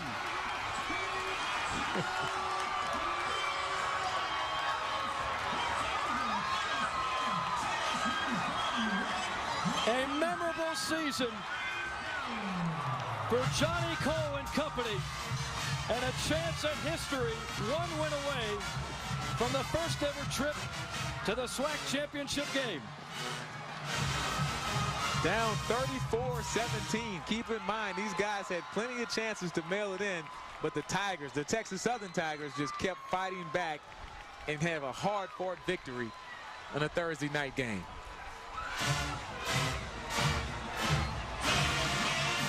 The crowd has rushed the field. Everybody joining in on the celebration. It was a long game. It's been a longer road since Texas Southern has been in this type of position to win a SWAC title. They haven't done it since 1968. They have watched this team go through adversity. Johnny Cole took over this program. They won 4 games in 4 years. Now they are just a week away and 1 more win for a trip to the SWAC championship game. The emotion all over the face of one Johnny Cole. Well, Mike, what you have to realize is Johnny Cole played here at Texas Southern. This is his university. He's an alumnus of this school. So it's not just a football coach coming to turn around a program. He's turning around where he's from. You know, he's here. He's a Texas Southern Tiger forever. And so that's why he's so emotional with this victory. Well, it was the Carruthers show on this drive, but they went to the senior on this final play, Frank Warren. And I don't know if he had any room, Eddie. Yeah, I don't think anybody can question this. I mean, you see the big guys coming with the power. Oh, that's their signature play. And you're talking about a guy, Frank Warren, who's probably going to be the all-time leading rusher in the conference with another big game or two. So I like that if I'm Coach Broadway. Hey, this is my best guy. Right. The last 4 years, he's won me a SWAC title, a Black College National Championship. Give him the ball and let him try to win me this ball game. You can't question that, not one bit. Well, now the updated status in the West. Grambling has an outside shot, and I do mean outside. A couple of things would have to happen. First of all, beat Southern. That's no easy task. And Texas Southern would have to lose next week to Arkansas Pine Bluff. And that would be hard to do. I mean, the way Texas Southern has been playing right now, they have been the class, along with Grambling, of the Western Division all year long. And no doubt they will be fired up for that ball game. So they sit in the driver's seat, controlling their own destiny. And everybody around here can smell it. They can sense history in the making. And it all started that late third quarter. I don't know if there was one play, Eddie, that turned it around, but just methodically, drive after drive after drive, that just kept chipping away and finally tied it up and then winning it in overtime. Well, it's a great job by Johnny Cole not panicking. Down 34-17, he kept running the football and first of all, he kept Arvell Nelson in the game. I mean, he could have pulled him after that last interception and showed a lot of faith in that young man, and so proud of him to bounce back and to play this type of ball game and to finish off with a victory. 41-34 your final. It's time now for tonight's Alexis HBCU post-game report.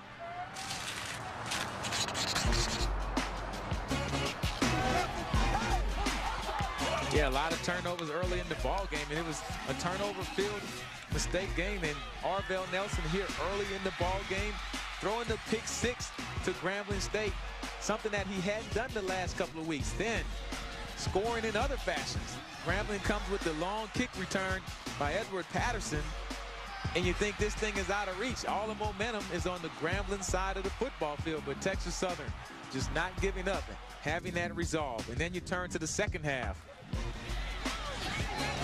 This is the big interception by Foster. He returns it back. Look at Arvell Nelson, but this is what you like about this kid. Look at the fight. A 97-yard interception return. He could have stopped.